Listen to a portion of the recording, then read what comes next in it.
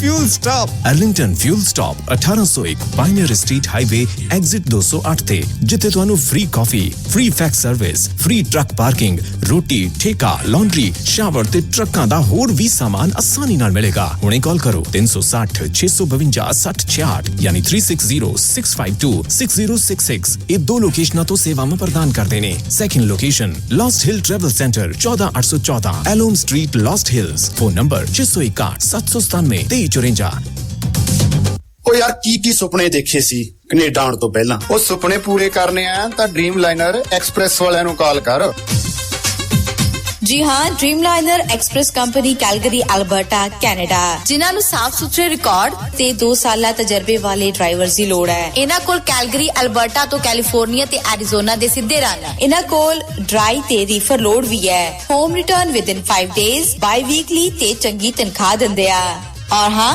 Single ते teams दोनां नु higher करदे ने वधेरे जानकारी लई call 403 404 9501 403 404 9501 Dreamliner Express company Calgary Alberta Canada Bathinda दी ग्रीन सिटी दी अपार सफलता तो बाद हुण पेश है कन्हैयास ग्रीन सिटी जिथे सिक्योरिटी दे पुख्ता प्रबंध खुलियां सड़कां हरा भरा वातावरण बिजली दियां अंडरग्राउंड तारां अते खूबसूरत फुल पौधे लैंडस्केपिंग ਅਤੇ ਨਿਰਮਾਣ ਕਾਰਜ ਚੱਲ ਰਹੇ ਨੇ ਤੇਜ਼ੀ ਨਾਲ ਇਸ ਤੋਂ ਪਹਿਲਾਂ ਕਿ ਸਾਰੇ ਪਲਾਟ ਬੁੱਕ ਹੋ ਜਾਣ ਸੰਪਰਕ ਕਰੋ 8556002064 ਅਤੇ 8556002071 ट्रकिंग वाले वीरो ध्यान नाल सुनो ट्रक जिद्दां दा भी चलाउने हो मैनुअल या ऑटोमैटिक क्विक ट्रक ल्यूब चेते आही ना रखियो ट्रक दी बढ़िया सर्विस लई क्विक ट्रक ल्यूब लो जी तीजी लोकेशन भी खोलती है exit 579 from highway 401 in Napanee आहो जी कोई अपॉइंटमेंट नहीं drive through facility exit 579 from highway 401 in Napanee quick truck lube the one stop shop 5196220660 या quicktrucklube.com QTL because we care Truck Lube. JB Truck Repair, Yuba City, Certified Cummins, Detroit Freightliner, Western Star, Volvo, Caterpillar ਅਤੇ Series 60 engines, International ਅਤੇ Automatic Transmissions, 5 ਸਾਲ ਦਾ Freightline dealership ਦਾ experience, ਇਹ engine, truck, trailer, AC, electrical, DPF, DEF repair ਕਰਦੇ ਹਨ, Transmission, rear end, brakes, oil change ਕਰ ਦਿੰਦੇ ਹਨ, Certified 90 day DOT inspection ਅਤੇ Certified annual federal DOT inspection ਕਰਦੇ ਹਨ 100 ਮਾਈਲ ਦੇ ਰੇਡੀਅਸ ਵਿੱਚ ਰੋਡ ਅਸਿਸਟੈਂਸ 24/7 ਨਵੇਂ ਕਸਟਮਰਸ ਲਈ 10% ਡਿਸਕਾਊਂਟ ਹਫਤੇ ਦੇ 7 ਦਿਨ ਸਵੇਰ 7 ਤੋਂ ਸ਼ਾਮੀ 7 ਵਜੇ ਤੱਕ ਖੁੱਲੇ ਰਹਿੰਦੇ ਹਨ ਹੋਰ ਜਾਣਕਾਰੀ ਲਈ ਕਾਲ ਜਗਰੂਪ ਬੋਇਲ 916 696 0634 ਜਾਂ ਜਗਰਾਜ ਬਲ 530 339 15 address 3894 rail road avenue Yuba city ਇੱਥੇ ਹੁਣ ਟਰੱਕਾਂ ਦੇ ਯੂਜ਼ਡ ਤੇ ਬ੍ਰਾਂਡ ਨਿਊ ਟਾਇਰ ਵੀ ਮਿਲਦੇ ਹਨ ਓਏ ਮੇਰੇ ਵੀਰ ਮੈਨੂੰ ਬਸ ਇੱਕ ਗੱਲ ਦੱਸ ਦੇ ਵੀ ਆ ਜਿਹੜੀ ਤੂੰ ਟਰੈਵਲਿੰਗ ਕਰਦਾ ਤੇ ਉਹਦੇ ਤੋਂ ਬਾਅਦ ਫਰੈਸ਼ ਰਹਿਣਾ ਇਹਦਾ ਰਾਜ਼ ਕੀ ਹੈ ਇਹਦਾ ਰਾਜ਼ ਹੈ Arlington fuel stop Arlington fuel stop 1801 Pioneer Street highway exit 208 ते जिथे तुहानू free coffee free fax service free truck parking रोटी ठेका लॉन्ड्री शावर ते ट्रकां दा होर भी सामान आसानी नाल मिलेगा हुणे कॉल करो 360 652 6066 यानी 3606526066 ये दो लोकेशनां तो सेवावां प्रदान करदे ने second location Lost Hill travel centre 14814 एलोम street Lost Hills phone number 661 797 2354 ओ यार की सुपने देखे सी कनेडा आउण तो पहला ओ सुपने पूरे करने आया तां ड्रीम लाइनर एक्सप्रेस वालियां नु कॉल कर जी हाँ dream liner express company Calgary Alberta Canada जिन्हां नु साफ सुथरे रिकॉर्ड ते 2 साला तजर्बे वाले ड्राइवर्स दी लोड़ है इन्हां कोल कैलगरी अल्बर्टा तो कैलिफोर्निया ते एरिज़ोना दे सिद्धे रन इन्हां कोल ड्राई ते रीफर लोड भी है home return with in 5 days by weekly ते चंगी तनख्वाह दिंदे आ और हाँ सिंगल ते टीम्स दोनां नु हायर करदे ने वधेरे जानकारी लई call 403 404 9501 403 404 9501 Dreamliner Express company Calgary Alberta Canada Bathinda दी ग्रीन सिटी दी अपार सफलता तो बाद हुण पेश है कन्हैयास ग्रीन सिटी जिथे सिक्योरिटी दे पुख्ता प्रबंध खुलियां सड़कां हरा भरा वातावरण बिजली दियां अंडरग्राउंड तारां अते खूबसूरत फुल पौधे ਲੈਂਡਸਕੇਪਿੰਗ ਅਤੇ ਨਿਰਮਾਣ ਕਾਰਜ ਚੱਲ ਰਹੇ ਨੇ ਤੇਜ਼ੀ।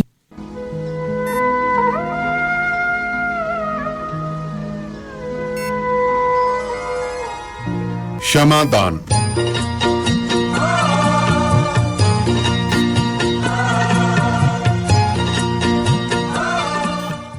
ਰੇਡੀਓ ਪੰਜਾਬ ਟੂਡੇ ਦੇ ਪ੍ਰੋਗਰਾਮ ਸ਼ਮਾਦਾਨ ਦੇ ਵਿੱਚ ਮੈਂ ਜਸਪ੍ਰੀਤ ਸਿੰਘ ਆਪ ਸਭ ਜੀ ਦਾ ਸਵਾਗਤ ਕਰਦਾ ਹਾਂ। ਪਿਆਰੇ ਸਰੋਤਿਓ, ਅੱਜ ਤਰੀਕ ਹੈ ਜੀ 23 ਜੂਨ ਅਤੇ ਦਿਨ ਹੈ ਬੁੱਧਵਾਰ ਤੇ ਸਟੂਡੀਓ ਦੇ ਘੜੀਆਂ ਮੁਤਾਬਿਕ ਹੋ ਚੁੱਕੇ ਹਨ 6:32।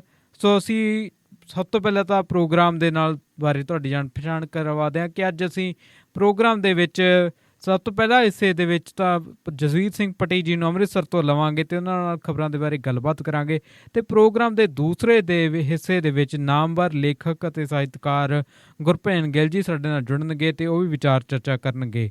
ਸੋ ਸਭ ਤੋਂ ਪਹਿਲਾਂ ਤਾਂ ਅਸੀਂ ਪੱਟੀ ਸਾਹਿਬ ਦਾ ਸਵਾਗਤ ਕਰਦੇ ਹਾਂ ਪ੍ਰੋਗਰਾਮ ਸ਼ਮਾਦਾਨ ਦੇ ਵਿੱਚ। ਪੱਟੀ ਸਾਹਿਬ ਸਤਿ ਸ਼੍ਰੀ ਅਕਾਲ। ਸਤਿ ਸ਼੍ਰੀ ਅਕਾਲ ਜੀ। ਜੀ ਪੱਟੀ ਸਾਹਿਬ, ਸੋ ਜੀ ਖਬਰਾਂ ਅੱਜ ਬਹੁਤ ਖਾਸ ਹਨ ਅਤੇ ਖਬਰਾਂ ਦੀ ਆਪਾਂ ਗੱਲਬਾਤ ਕਰੀਏ ਤਾਂ ਜਿਹੜੀ ਪਹਿਲੀ ਖਬਰ ਮੈਂ ਲੈਣੀ ਚਾਹੂੰਗਾ ਉਹ ਹੈ ਜੀ ਬੀਬੀ ਜਗੀਰ ਕੌਰ ਜੀ ਬਾਰੇ। ਸੋ ਉਹਨਾਂ ਦੇ ਰਿਸ਼ਤੇਦਾਰ ਨੇ ਨਵਾਂ ਚੰਦ ਚਾੜ੍ਹਤਾ। ਕੋਈ ਕਿਹੜਾ ਚੰਦ ਚਾੜ੍ਹ ਦਿੱਤਾ ਹੈ ਜੀ? ਮੈਂ ਤੁਹਾਨੂੰ ਇਸ ਤੋਂ ਪਹਿਲਾਂ ਖਬਰ ਹੋਰ ਦਿੰਦਾ ਜੀ।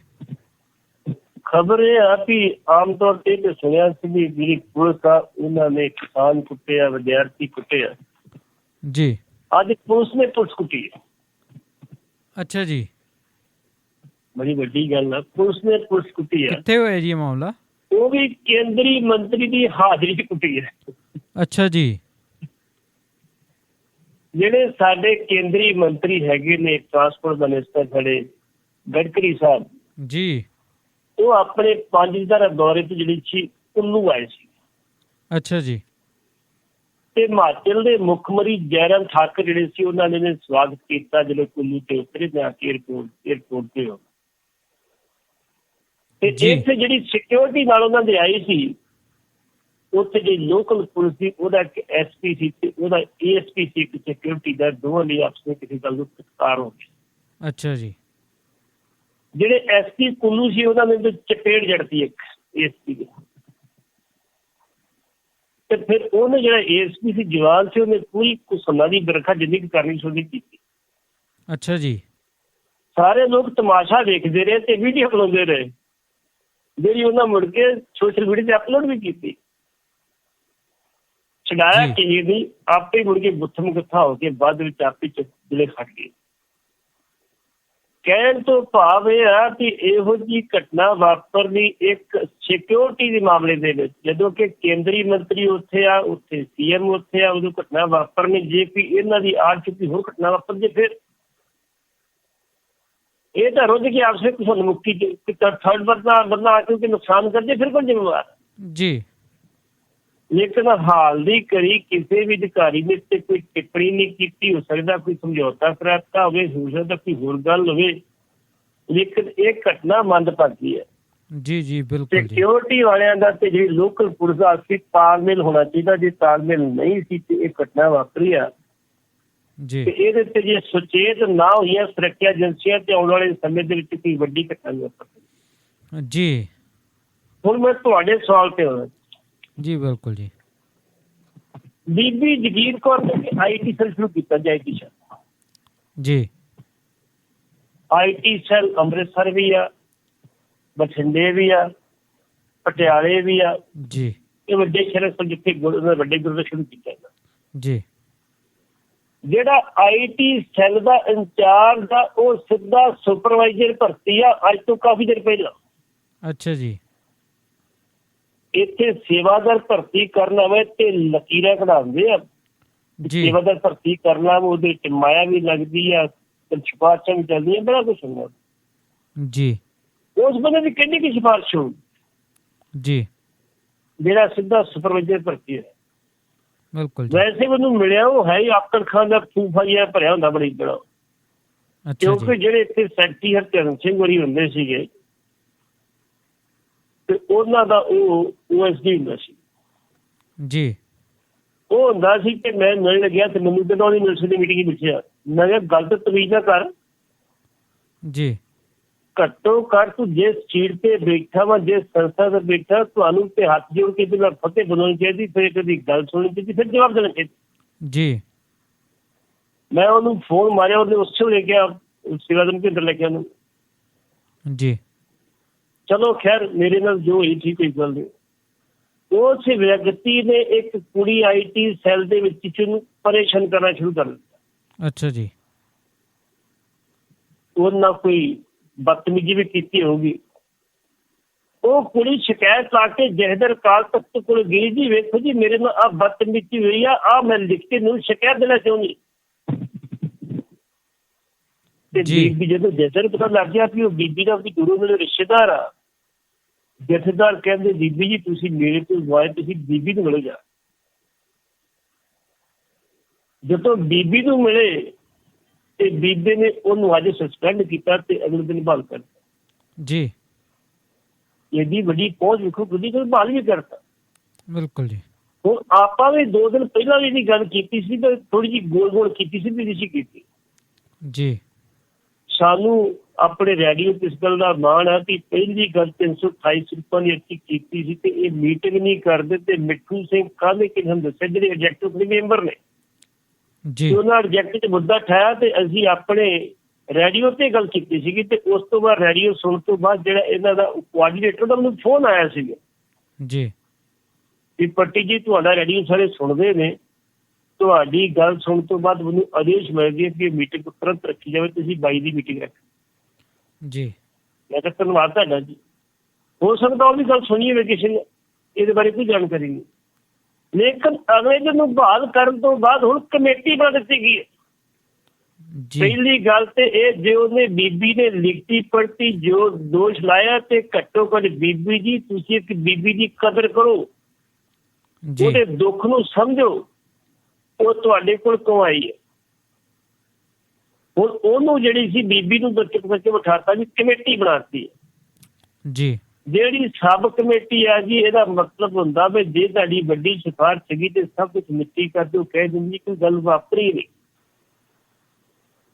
ਇਸ ਗੱਲ ਨੂੰ 3 ਸਾਲ ਸਮਾਂ ਬੀਤ ਗਿਆ ਵਾ। ਇੱਕ ਬੀਬੀ ਗਈ ਸੀ ਪਾਕਿਸਤਾਨ ਜੀ, ਬਿਲਕੁਲ ਜੀ, ਕਿਰਨ ਬਾਲਾ ਜੀ ਜੀ, ਜਿਹਨੇ ਜਾ ਕੇ ਉੱਥੇ ਬਾਗੀ ਹੋ ਕੇ ਆਪਣਾ ਨਾਮ ਵੀ ਚੇਂਜ ਕਰ ਲਿਆ ਸੀ ਤੇ ਆਪਣੇ ਜਿਹੜਾ ਸੀ ਆਸ਼ਪੁਰ ਨਾਮ ਵਿਆਹ ਵੀ ਕਰ ਲਿਆ ਸੀ ਜੀ। ਉਦੋਂ ਦੀ ਸਬ ਕਮੇਟੀ ਬਣੀ, ਜੇ ਮੀਟਿੰਗ ਹੁੰਦੀ ਆ ਸਭ ਦੀ ਫਾਈਲ ਨਹੀਂ ਮਿਲ ਰਹੀ ਜੀ, ਫਾਈਲ ਦੂਜੇ ਕੋਲ ਪਈ ਆ, ਫਾਈਲ ਨਹੀਂ ਮਿਲ ਰਹੀ ਜੀ, ਕਿਉਂਕਿ ਉਹਦੇ ਵਿੱਚ ਵੱਡੇ ਵੱਡੇ ਨਾਦ ਸ਼ਾਮਲ ਨੇ ਜਿਨ੍ਹਾਂ ਨੇ ਬੀਬੀ ਨੂੰ ਵਰਤਿਆ ਦੀ, ਉਹਦਾ ਵੀਜ਼ਾ ਵੀ ਲਵਾਇਆ, ਸਭ ਕੁਛ ਕੀਤਾ ਜੀ।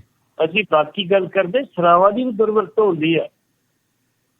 ਕੱਲ ਵੀ ਅਸੀਂ ਗੱਲ ਕੀਤੀ ਸੀ ਵੀ ਕੈਨੇਡਾ ਤੇ ਇੱਕ ਬੀਬੀ ਨੇ ਮੈਨੂੰ ਫੋਨ ਕਰਕੇ ਦੱਸਿਆ ਵੀ 2013 ਦੇ ਵਿੱਚ NI ਸਾਲ ਦੇ ਵਿੱਚ ਦਰਬਾਰ ਸਾਹਿਬ ਦੇ ਇੱਕ ਰਾਗੀ ਨੇ ਮੇਰੇ ਨਾਲ ਬਦਤਮੀਜ਼ੀ ਕੀਤੀ। ਅੱਛਾ ਜੀ। ਮੇਰਾ ਸ਼ੋਸ਼ਣ ਕੀਤਾ ਜੀ, ਕਿੱਡੀ ਨਮੂਸ਼ੀ ਵਾਲੀ ਗੱਲ ਮੈਂ ਹੈ। ਦਰਖਾਸਤਾਂ ਬੜੀਆਂ ਦਿੱਤੀਆਂ ਪਰ ਮੇਰੀ ਕੋਈ ਸੁਣਵਾਈ ਨਹੀਂ ਹੋਈ, ਨਾ ਪੁਲਿਸ ਨੇ ਕੀਤੀ ਹੈ ਤੇ ਨਾ ਮੇਰੀ SDPC ਨੇ ਕੀਤੀ ਹੈ, ਕਿਉਂਕਿ ਉਹ ਦੂਜੇ ਪਾਸੇ ਵੱਡਿਆਂ ਘਰਾਂ ਦੇ ਕਾਕੇ ਸੀ। ਅੱਛਾ ਜੀ। ਉਦੋਂ ਮੈਂ ਖਬਰ ਵੀ ਲਾਈ ਸੀ, ਉਹਦਾ ਹੈਡਿੰਗ ਵੀ ਇਹ ਸੀਗਾ ਕਿ ਜਦੋਂ ਦਰਬਾਰ ਸਾਹਿਬ ਦੇ ਰਾਗੀ ਨੇ ਵਿਦੇਸ਼ੀ ਬੀਬੀ ਨਾਲ ਇਲੂ ਕੀਤਾ। ਅੱਛਾ ਜੀ। ਨਾ ਕਿਸੇ ਤੋਂ ਨਹੀਂ ਸੀ ਪਾਇਆ। ਉਹ ਥੋੜਾ ਚਿਰ ਸਸਪੈਂਡ ਵੀ ਰਿਹਾ, ਮੁੜ ਕੇ ਬਹਾਲ ਹੋ ਗਿਆ ਤੇ ਅੱਜ ਵੀ ਦਰਬਾਰ ਸਾਹਿਬ ਦੇ ਵਿੱਚ ਉਹ ਰਾਗੀ ਆ। ਅੱਛਾ ਜੀ। ਇਸੇ ਕਰਕੇ ਉਹ ਬੀਬੀ ਜੀ ਨੇ ਸ਼ਿਕਾਇਤ ਕੀਤੀ ਆ, ਜਥੇਦਾਰ ਨੇ ਕਹਿਤਾ ਬੀਬੀ ਕੋਲ ਜਾਓ, ਬੀਬੀ ਨੇ ਉੱਥੋਂ ਫਿਰ ਉਹਨੂੰ ਵਾਪਸ ਨਹੀਂ ਕੁਛ ਕੀਤਾ, ਉਹ ਫਿਰ ਜਥੇ ਕੋਲ ਆ ਗਈ ਹੁਣ ਜੀ। ਤੇ ਜਦੋਂ ਵੱਡੇ ਘਰਿਆਂ ਦਾ ਕਾਕਾ ਤੇ ਜਥੇਦਾਰ ਉੱਥੇ ਕੀ ਕਰਨਗੇ, ਕਿਉਂ ਕਾਰਵਾਈ ਕਰੂਗਾ ਜੀ। ਹੁਣ ਉਹ ਕਮੇਟੀ ਬਣਾਤੀ ਆ, ਕਮੇਟੀ ਮਹੀਨਾ ਲਾਉਂਦੀ ਆ, ਸਾਲ ਲਾਉਂਦੀ ਹੈ ਕਿ 2 ਸਾਲ ਲਾਉਂਦੀ ਹੈ, ਕਿੰਨਾ ਚਿਰ ਲਾਉਂਦੀ ਆ, ਸ਼ਾਇਦ ਉਹ ਬੀਬੀ ਨੂੰ ਇਨਸਾਫ ਨਾ ਮਿਲ ਸਕੇ। ਜੀ ਜੀ, ਬਿਲਕੁਲ। ਕਹਾਣੀ ਇਹ ਆ, ਅਸੀਂ ਸੋਚਦੇ ਵੀ SDPC ਨੂੰ ਹੋ ਕੀ ਗਿਆ ਜੀ। ਰੋਜ਼ ਨਵੀਂ ਤੋਂ ਨਵੀਂ ਘਟਨਾ ਸੁਣਨ ਨੂੰ ਮਿਲਦੀ, ਪੁੱਛਿਆ ਘਟਨਾ ਵਾਪਰੀ ਗਿਆ, ਘਟਨਾ ਵਾਪਰੀ। ਕਈ ਘਟਨਾਵਾਂ ਅਸੀਂ ਆਪ ਜਾਣ ਬੁੱਝ ਕੇ ਨਹੀਂ ਸ਼ੇਅਰ ਕਰੀਦੀ ਹੈ, ਭਾਈ ਬਦਨਾਮੀ ਹੋਊਗੀ, ਲੇਕਿਨ ਉਦੋਂ ਕਰੀਦੀ ਹੈ ਜਦੋਂ ਕੋਈ ਪੇਸ਼ ਨਹੀਂ ਜਾਂਦੀ, ਕੋਈ ਸੁਣਵਾਈ ਕੋਈ ਨਹੀਂ ਕਰਦਾ। ਇਸ ਕਰਕੇ ਬੀਬੀ ਨੂੰ ਚਾਹੀਦਾ ਉਸ ਵਿਅਕਤੀ ਨੂੰ ਸਸਪੈਂਡ ਕਰੇ, ਸਸਪੈਂਡ ਕਰਨ ਤੋਂ ਬਾਅਦ ਕਮੇਟੀ ਨੂੰ ਟਾਈਮ ਬੌਂਡ ਕਰੇ ਰਿਪੋਰਟ ਦੇ ਉੱਤੇ ਕਿ ਮੈਰਿਟ ਦੇ ਆਧਾਰ ਤੇ ਰਿਪੋਰਟ ਦਿੱਤੀ ਜੇ ਬੰਦਾ ਵਾਕਿਆ ਦੋਸ਼ੀ ਤੇ ਉਹਨੂੰ ਇਮੀਡੀਏਟਲੀ ਡਿਸਮਿਸ ਨਹੀਂ ਕੀਤਾ ਜਾਵੇ, ਉਹਦੇ ਖਿਲਾਫ ਪਰਚਾ ਵੀ ਦਰਜ ਕਰਾਇਆ ਜਾਵੇ। ਜੀ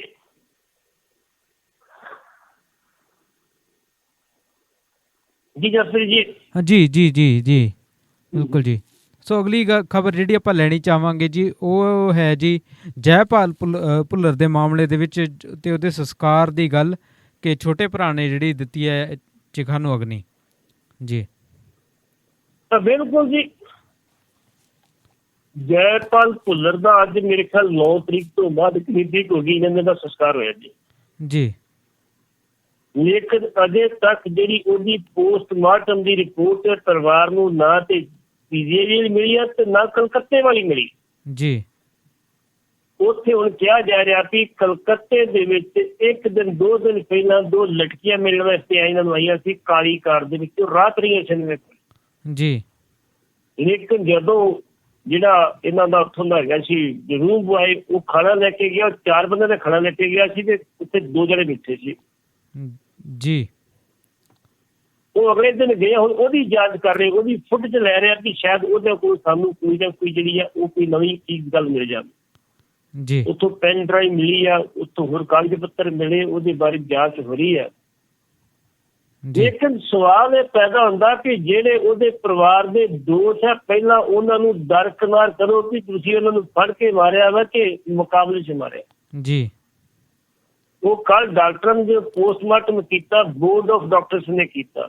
ਬੋਰਡ ਆਫ ਡਾਕਟਰ ਦੀ ਹੈਰਾਫੇਰੀ ਘੱਟ ਹੁੰਦੀ ਹੈ ਜੀ, ਕਰਨ ਵਾਲੇ ਦੇ ਕਰਨੇ ਵੇਲੇ ਘੱਟ ਹੁੰਦੀ ਹੈ, ਉਹ ਵੀ ਪੀਜੀ 'ਚ ਵੈਸੇ ਨਹੀਂ ਹੋਣੀ ਜੀ। ਹੁਣ ਉਹਦੇ ਵਿੱਚ ਡਾਕਟਰਾਂ ਨੇ ਕਹਿਤਾ ਜੀ ਅਸੀਂ ਬੰਦ ਲਿਫਾਫਾ ਜਿਹੜੀ ਰਿਪੋਰਟ ਆ ਉਹ ਕੋਰਟ 'ਚ ਪੇਸ਼ ਕਰਾਂਗੇ ਕਿ ਕੋਰਟ ਦੇ ਆਦੇਸ਼ ਤੇ ਜਿਹੜਾ ਸੀ ਇਹ ਪੋਸਟਮਾਰਟਮ ਹੋਇਆ ਸੀ। ਜੀ ਉਦੋਂ ਮੈਂ ਕਿਹਾ ਸੀ ਅਸੀਂ ਪਟੀਸ਼ਨ ਨੂੰ ਕਾਪੀ ਦੇ ਦੇਵਾਂਗੇ, ਲੇਕਿਨ ਪਟੀਸ਼ਨ ਨੂੰ ਅਜੇ ਕਾਪੀ ਨਹੀਂ ਮਿਲੀ ਕਿ ਉਸ ਰਿਪੋਰਟ 'ਚ ਕੀ ਆਇਆ ਵਾ। ਲੇਕਿਨ ਅੱਜ ਜਿਹੜਾ ਭੁੱਲਰ ਦਾ ਸੰਸਕਾਰ ਕੀਤਾ ਗਿਆ ਤੇ ਉਹਦਾ ਭਰਾ ਵੀ ਬਠਿੰਡੇ ਜੇਲ੍ਹ ਦੇ ਵਿੱਚ ਕਿਸੇ ਕੇਸ। ਅੱਛਾ ਜੀ। ਬਕਾਇਦਾ ਤੌਰ ਤੇ ਛੋਟੇ ਭਰਾ ਨੂੰ ਲਿਆਂਦਾ ਗਿਆ, ਉਹਨੇ ਭਰਾ ਆਪਣੇ ਨੂੰ ਜਿਹੜਾ ਸੀ ਕਿਸ ਕੀਤਾ, ਮਾਂ ਦੇ ਗਲ ਲੱਗ ਕੇ ਉਹ ਰੋਇਆ। ਉਸ ਤੋਂ ਬਾਅਦ ਉਹਨੇ ਜਿਹੜੀ ਘੜਾ ਭੰਨਣ ਦੀ ਰਸਮ ਜਿਹੜੀ ਸਾਰੀ ਉਹਨੇ ਕੀਤੀ, ਅਗਨੀ ਵੀ ਉਸ ਛੋਟੇ ਭਰਾ ਨੇ ਦਿੱਤੀ ਹੈ। ਅੱਛਾ ਜੀ। ਜਿਹੜੀ ਪੁਲਿਸ ਸੀ ਬਠਿੰਡਾ ਜੇਲ੍ਹ ਤੋਂ ਉਹਨੂੰ ਸ਼ਮਸ਼ਾਨ ਘਾਟ ਲੈ ਕੇ ਆਈ ਸੀ ਤੇ ਉੱਥੇ ਸ਼ਮਸ਼ਾਨ ਘਾਟ ਤੋਂ ਵਾਪਸ ਜੇਲ੍ਹ ਚਲੇ ਗਈ ਜੀ। ਤੇ ਅੱਜ ਤੁਸੀਂ ਹਿਸਾਬ ਲਾ ਲਓ ਕਰੀਬ ਜਿਹੜੇ ਉਹ 15 ਦਿਨ ਬੀਤ ਕੇ 15 ਦਿਨਾਂ ਬਾਅਦ ਉਸ ਇੱਕ ਲਾਸ਼ ਦਾ ਸਰਾਪੇ ਲਾਸ਼ ਕਹਾਂਗੇ ਅਸੀਂ, 3 ਦਿਨ ਲੱਗ ਗਏ ਉਹਦਾ ਸੰਸਕਾਰ ਅੱਜ ਹੋ ਸਕਿਆ। ਉਹ ਉੱਥੇ ਰਿਸ਼ਤੇਦਾਰ ਸੀ, ਸੱਜਣ ਮਿੱਤਰ ਸੀ, ਲੋਕ ਕਾਫੀ ਸਨ ਜਿਨ੍ਹਾਂ ਨੇ ਉਹਦੀ ਆਖਰੀ ਅੰਤਮ ਯਾਤਰਾ ਦੇ ਵਿੱਚ ਜਿਹੜਾ ਵਾ ਉਹ ਸ਼ਮੂਲੀਅਤ ਕੀਤੀ ਜੀ। ਪਰ ਵੇਖੋ ਜਸਪ੍ਰੀਤ ਜੀ, ਸਭ ਤੋਂ ਵੱਡੀ ਗੱਲ ਕੀ ਇਨਸਾਨੀਅਤ ਦੀ ਵੀ ਕੋਈ ਚੀਜ਼ ਜੀ। ਜਿਨ੍ਹਾਂ ਦੇ 2 ਥਾਣੇਦਾਰ ਮਰੇ ਸੀ ਪਰਿਵਾਰਾਂ ਦੇ, ਉਹਨਾਂ ਨੇ ਕੀ ਕਿਹਾ? ਇੱਕ ਦੀ ਮਾਂ ਨੇ ਇੰਨੀ ਗੱਲ ਕਹੀ ਸਾਨੂੰ ਕੋਈ ਖੁਸ਼ੀ ਨਹੀਂ ਹੋਈ ਕਿਉਂਕਿ ਇਹ ਵੀ ਕਿਸੇ ਮਾਂ ਦਾ ਪੁੱਤ ਸੀ ਜੀ। ਦੂਜੀ ਦੀ ਪਤਨੀ ਨੇ ਵੀ ਗੱਲ ਕਹੀ ਵੀ ਸਾਨੂੰ ਕੋਈ ਖੁਸ਼ੀ ਨਹੀਂ ਹੋਈ ਕਿਉਂਕਿ ਇਹ ਵੀ ਕਿਸੇ ਮਾਂ ਦਾ ਪੁੱਤ ਸੀ, ਕਿਸੇ ਭੈਣ ਦਾ ਭਰਾ ਸੀ ਜੀ। ਇਸ ਕਰਕੇ ਜਿਹੜਾ ਦੁਨੀਆ ਤੋਂ ਜਾਂਦਾ ਵਾ ਉਹਦੀ ਖੁਸ਼ੀ ਨਹੀਂ ਮਨਾਈ ਜਾਣੀ ਚਾਹੀਦੀ, ਭਾਵੇਂ ਜਿੰਨਾ ਮਰਜ਼ੀ ਦੋਸ਼ੀ ਹੋਵੇ। ਲੇਕਿਨ ਮਨਾਉਣ ਵਾਲਿਆਂ ਉੱਥੇ ਗੋਲੀਆਂ ਵੀ ਚਲਾਈਆਂ ਤੇ ਮਨਾਉਣ ਵਾਲਿਆਂ ਬਰਫੀ ਵੀ ਵੰਡੀ ਤੇ ਬੜਾ ਕੁਛ ਕੀਤਾ ਜੀ ਉੱਥੇ ਜੀ। ਤੇ ਅੱਜ ਭੁੱਲਰ ਸਾਹਿਬ ਨੂੰ ਅੰਤਮ ਰਹਿ ਕੇ ਦਿੱਤੀ ਗਈ ਹੈ ਜੀ।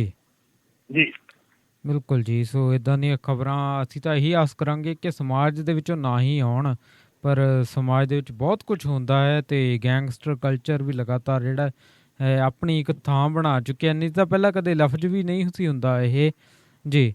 ਸੋ ਇਸੇ ਦੌਰਾਨ ਜਿਹੜੀ ਅਗਲੀ ਆਪਾਂ ਗੱਲ ਕਰਨੀ ਚਾਹਾਂਗੇ ਜੀ ਉਹ ਕੋਟਕਪੁਰਾ ਗੋਲੀਕਾਂਡ ਦੀ ਕਰ ਲਈਏ ਜੀ। ਕੋਟਕਪੁਰਾ ਕਾਂਡ ਦੇ ਵਿੱਚ ਜਿਹੜਾ ਸੈਣੀ ਸ਼ਰਮਾ ਤੇ ਉਮਰਾਂ ਨੰਗਲ ਅਦਾਲਤ ਵਿੱਚ ਪੇਸ਼ ਨਹੀਂ ਹੋਏ, ਇਹ ਇਸ ਕਰਕੇ ਨਹੀਂ ਪੇਸ਼ ਹੋਈ ਕਿ ਇਹਦੇ ਵਿੱਚ ਮੈਂ ਮੰਗ ਕੀਤੀ ਸੀ ਨਾਰਕੋ ਟੈਸਟ ਕਰਾ ਕੇ ਆ ਜਾਵੇ ਜੀ। ਉਹ ਟੈਸਟ ਜੇ ਕਰਾਉਂਦੇ ਆ ਤੇ ਫਿਰ ਕਈ ਚੀਜ਼ਾਂ ਜਿਹੜੀਆਂ ਹੋਰ ਵੀ ਨਵੀਆਂ ਖੁੱਲ ਜਾਣੀਆਂ। ਉਹਨੂੰ ਰੋਕਣ ਵਾਸਤੇ ਉਹਨੇ ਇਹ ਹਾਈ ਕੋਰਟ ਜਾਣਗੇ ਕਿ ਇਹਨੂੰ ਰੋਕਿਆ ਜਾਵੇ ਦੀ ਲੋੜ ਨਹੀਂ ਹੈਗੀ ਜੀ। ਹਾਈ ਕੋਰਟ ਪਰਮਿਟ ਕਰਦੀ ਕਿ ਨਹੀਂ ਕਰਦੀ, ਲੇਕਿਨ ਇਹ ਪੇਸ਼ ਨਹੀਂ ਹੋਏ ਤੇ ਅਦਾਲਤ ਤੇ ਉਹਨਾਂ ਦੀ ਗੈਰ ਹਾਜ਼ਰੀ ਦੇ ਵਿੱਚ ਅਗਲੀ ਜਿਹੜੀ ਤਰੀਕ ਆ ਉਹ 6 ਜੁਲਾਈ ਪਾ ਦਿੱਤੀ ਜੀ। ਚਲੋ ਉਹ ਤਰੀਕਾਂ ਗਾਂ ਵੀ ਪਈਆਂ ਰਹਿਣੀਆਂ, ਜਿਵੇਂ ਡੈਬਲ ਕਲਾਕਾਰ ਦੀ ਗੱਲ ਕੀਤੀ ਸੀ ਕਿ ਹਾਈ ਕੋਰਟ ਦੇ ਵਿੱਚ ਉਹਦੀ ਤਰੀਕ 2 ਸਤੰਬਰ ਦੀ ਆ, ਉਹਨਾਂ ਚ ਉਹਨੂੰ ਲਮਕਾਈ ਜਾਣਾ ਕਿ ਹਾਈ ਕੋਰਟ ਕੀ ਫੈਸਲਾ ਕਰਦੀ ਤੇ ਅਸੀਂ ਫੈਸਲਾ ਲਵਾਂਗੇ ਜੀ। ਤੇ ਕੋਟ ਕਪੂਰਾ ਕਾਂਡ ਦੇ ਵਿੱਚ ਜਿਹੜੇ ਮਾਰਕੀਟ ਦੀ ਗੱਲ ਕੀਤੀ ਗਈ ਸੀ ਉਹ ਹੁਣ ਇਹ ਪੇਸ਼ ਨਹੀਂ ਹੋਏ ਤੇ ਹੁਣ 6 ਤਰੀਕ ਨੂੰ ਵੇਖੋ ਪੇਸ਼ ਹੁੰਦੇ ਆ ਕਿ ਹਾਈ ਕੋਰਟ ਜਾ ਕੇ ਉੱਥੋਂ ਦੀ ਹੋਰ ਆਰਡਰ ਲੈ ਕੇ ਆਉਂਦੇ ਆ ਜੀ, ਕਿਉਂਕਿ ਵੱਡਿਆਂ ਘਰਾਂ ਦੇ ਕਾਕੇ ਤੇ ਇਹਨਾਂ ਦੇ ਹੱਥ ਵੀ ਬੜੇ ਲੰਮੇ ਨੇ, ਸਭ ਕੁਝ ਕਰ ਸਕਦੇ ਜੀ। ਜੇ ਸੈਣੀ ਸਾਹਿਬ ਨੂੰ 3 ਬੰਦੇ ਜਿਹੜੇ ਸੀ ਸ਼ਰੇਆਮ ਭੱਠੀ ਸੁੱਟ ਕੇ ਸਾੜਨ ਦੇ ਵਿੱਚੋਂ ਜ਼ਮਾਨਤ ਮਿਲ ਸਕਦੀ ਆ ਸੁਪਰੀਮ ਕੋਰਟ ਦੇ ਵਿੱਚੋਂ, ਇਹ ਤਾਂ ਬੜਾ ਛੋਟਾ ਮਾਮਲਾ ਦੇ ਮੁਕਾਬਲੇ ਹੈ ਜੀ ਜੀ ਜੀ ਬਿਲਕੁਲ ਜੀ। ਸੋ ਇਦਾਂ ਦੇ ਮਾਮਲੇ ਜਿਹੜੇ ਹਨ ਅਦਾਲਤਾਂ ਦਾ ਆਪਣਾ ਹੀ ਰੁੱਖ ਹੁੰਦਾ ਹੈ। ਤੇ ਅਗਲੀ ਖਬਰ ਜਿਹੜੀ ਆਪਾਂ ਲੈਣੀ ਚਾਹਾਂਗੇ ਜੀ ਉਹ ਹੈ ਜੀ ਫਤਿਹ ਜੰਗ ਬਾਜਵਾ ਤੇ ਉਹਦੇ ਮੁੰਡੇ ਨੂੰ ਦਿੱਤੀ ਗਈ ਸੀ ਨੌਕਰੀ ਸੀ ਇੰਸਪੈਕਟਰ ਦੀ ਨੌਕਰੀ, ਪਰ ਉਹਨੇ ਹੁਣ ਇਨਕਾਰ ਕਰ ਦਿੱਤਾ ਜੀ। ਜੀ ਜੀ ਜੀ ਜੀ ਕੋਈ ਰੌਲਾ ਹੀ ਇੰਨਾ ਪੈ ਗਿਆ ਸੀ, ਹਾਈ ਕੋਰਟ ਕੇਸ ਵੀ ਚਲਾ ਗਿਆ ਸੀਗਾ ਜੀ। ਹਾਈ ਕੋਰਟ ਨੇ ਰੋਕ ਲਾਉਣੀ ਸੀ ਉਹਦੇ ਉੱਤੇ ਜੀ ਤੇ ਉਹ ਮੈਂ ਸੋਚਿਆ ਵੀ ਬੇਇੱਜ਼ਤੀ ਕਰਾਉਣਾ ਕਹਿੰਦਾ ਵੀ ਪਹਿਲੇ ਆਪ ਹੀ ਵਾਪਸ ਲਾ ਲਓ।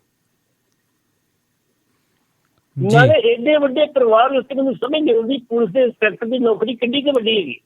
ਜੀ ਬਿਲਕੁਲ ਇਹ ਵੀ ਗੱਲ ਹੈ ਵੈਸੇ ਜੀ।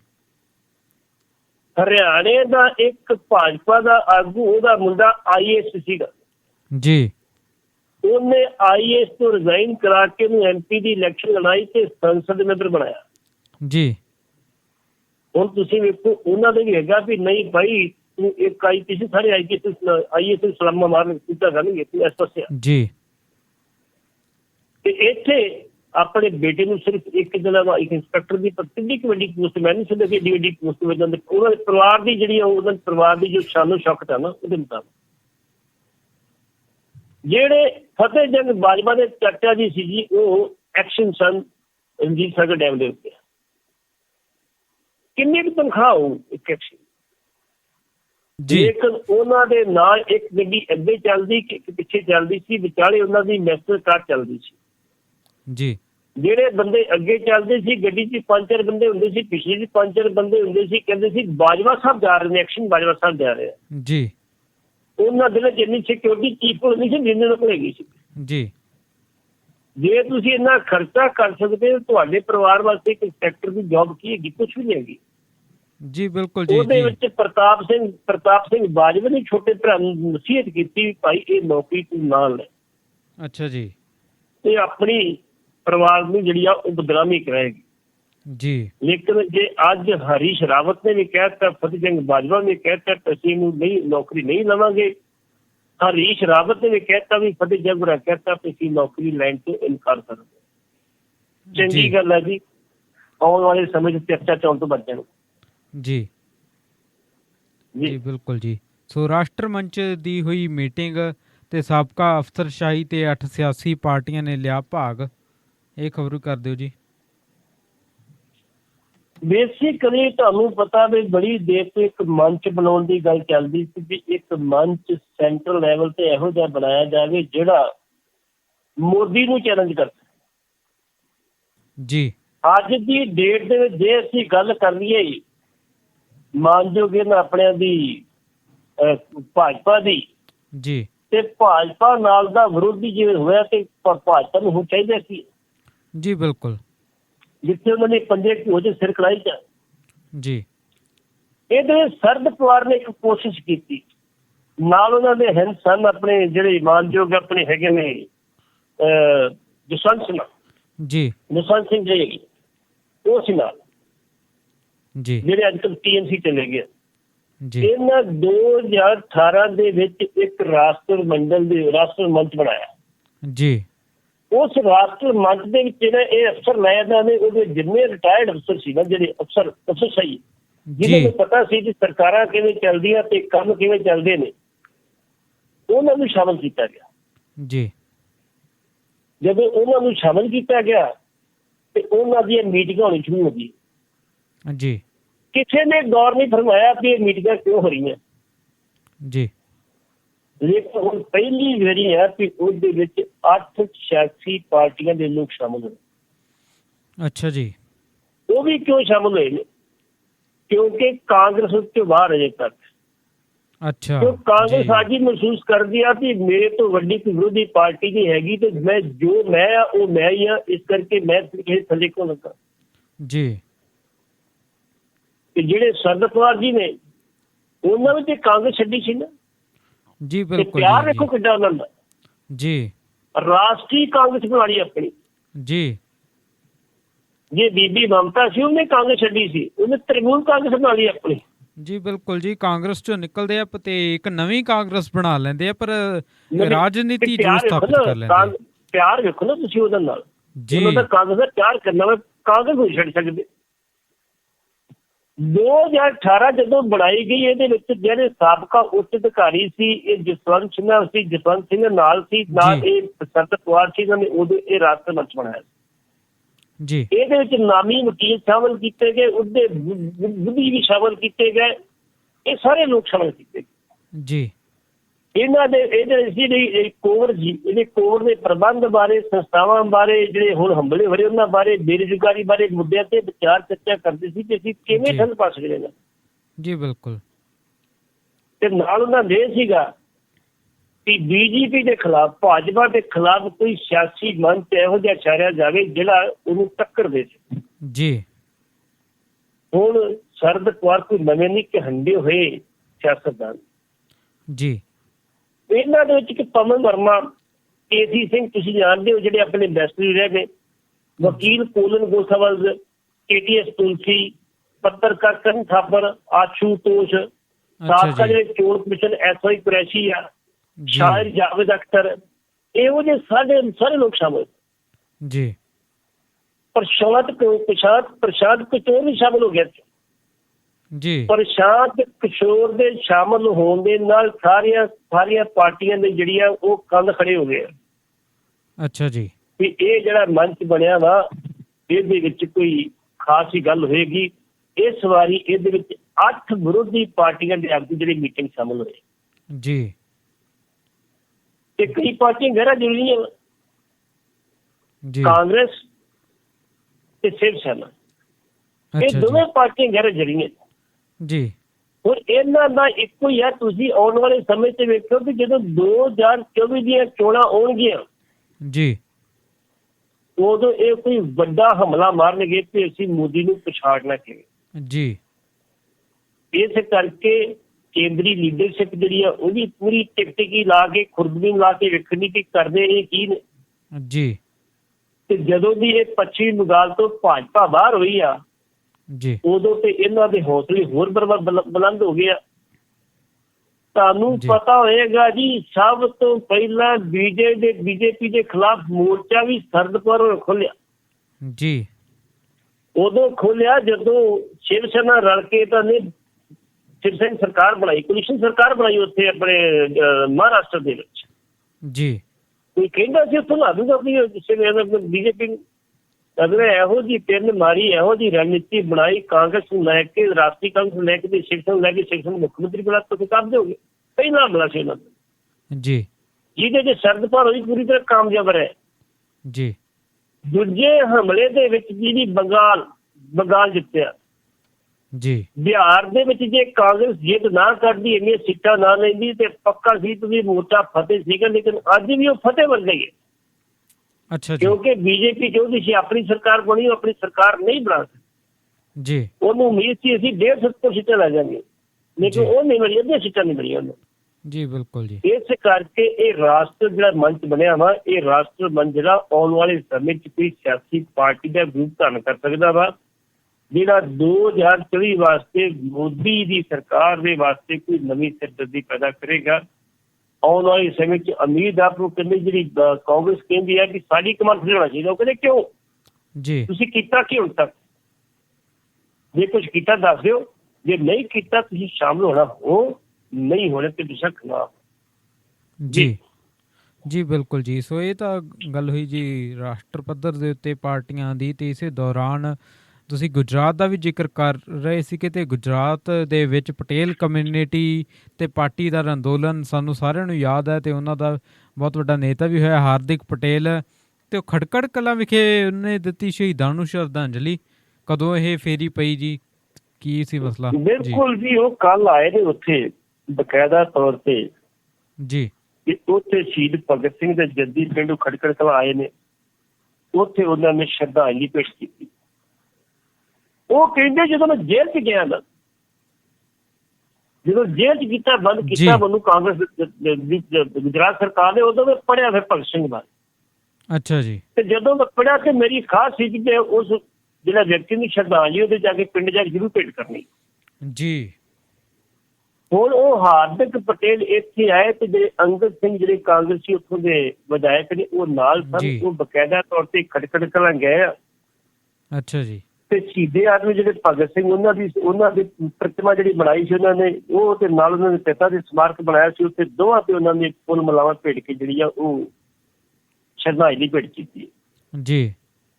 ਉਹ ਕਹਿੰਦੇ ਕਿ ਅਸੀਂ ਗੁਜਰਾਤ ਦੇ ਨੌਜਵਾਨਾਂ ਨੂੰ ਅਵੇਅਰ ਕਰਾਂਗੇ, ਸਾਡਾ ਪ੍ਰੇਰਨਾ ਸਰੋਤ ਕੋਈ ਹੋਰ ਨਹੀਂ, ਸਾਡਾ ਪ੍ਰੇਰਨਾ ਸਰੋਤ ਜਿਹੜਾ ਵਾ ਭਗਤ ਸਿੰਘ ਜੀ, ਜਿਹੜਾ ਸਾਨੂੰ ਬਦਲਾਅ ਲਿਆ ਕੇ ਦੇਣ ਦੀ ਸ਼ਕਤੀ ਰੱਖਦਾ ਵਾ, ਅਸੀਂ ਉਹਨੂੰ ਆਪਣਾ ਪ੍ਰੇਰਨਾ ਸਰੋਤ ਬਣਾਵਾਂਗੇ ਜੀ। ਜੇ ਹਾਰਦਿਕ ਪਟੇਲ ਇੰਨੀਆਂ ਵੱਡੀਆਂ ਗੱਲਾਂ ਕਰਦੇ ਆ ਤੇ ਫਿਰ ਆਉਣ ਵਾਲੇ ਸਮੇਂ 'ਚ ਕੁਝ ਹੋ ਸਕਦਾ ਵਾ।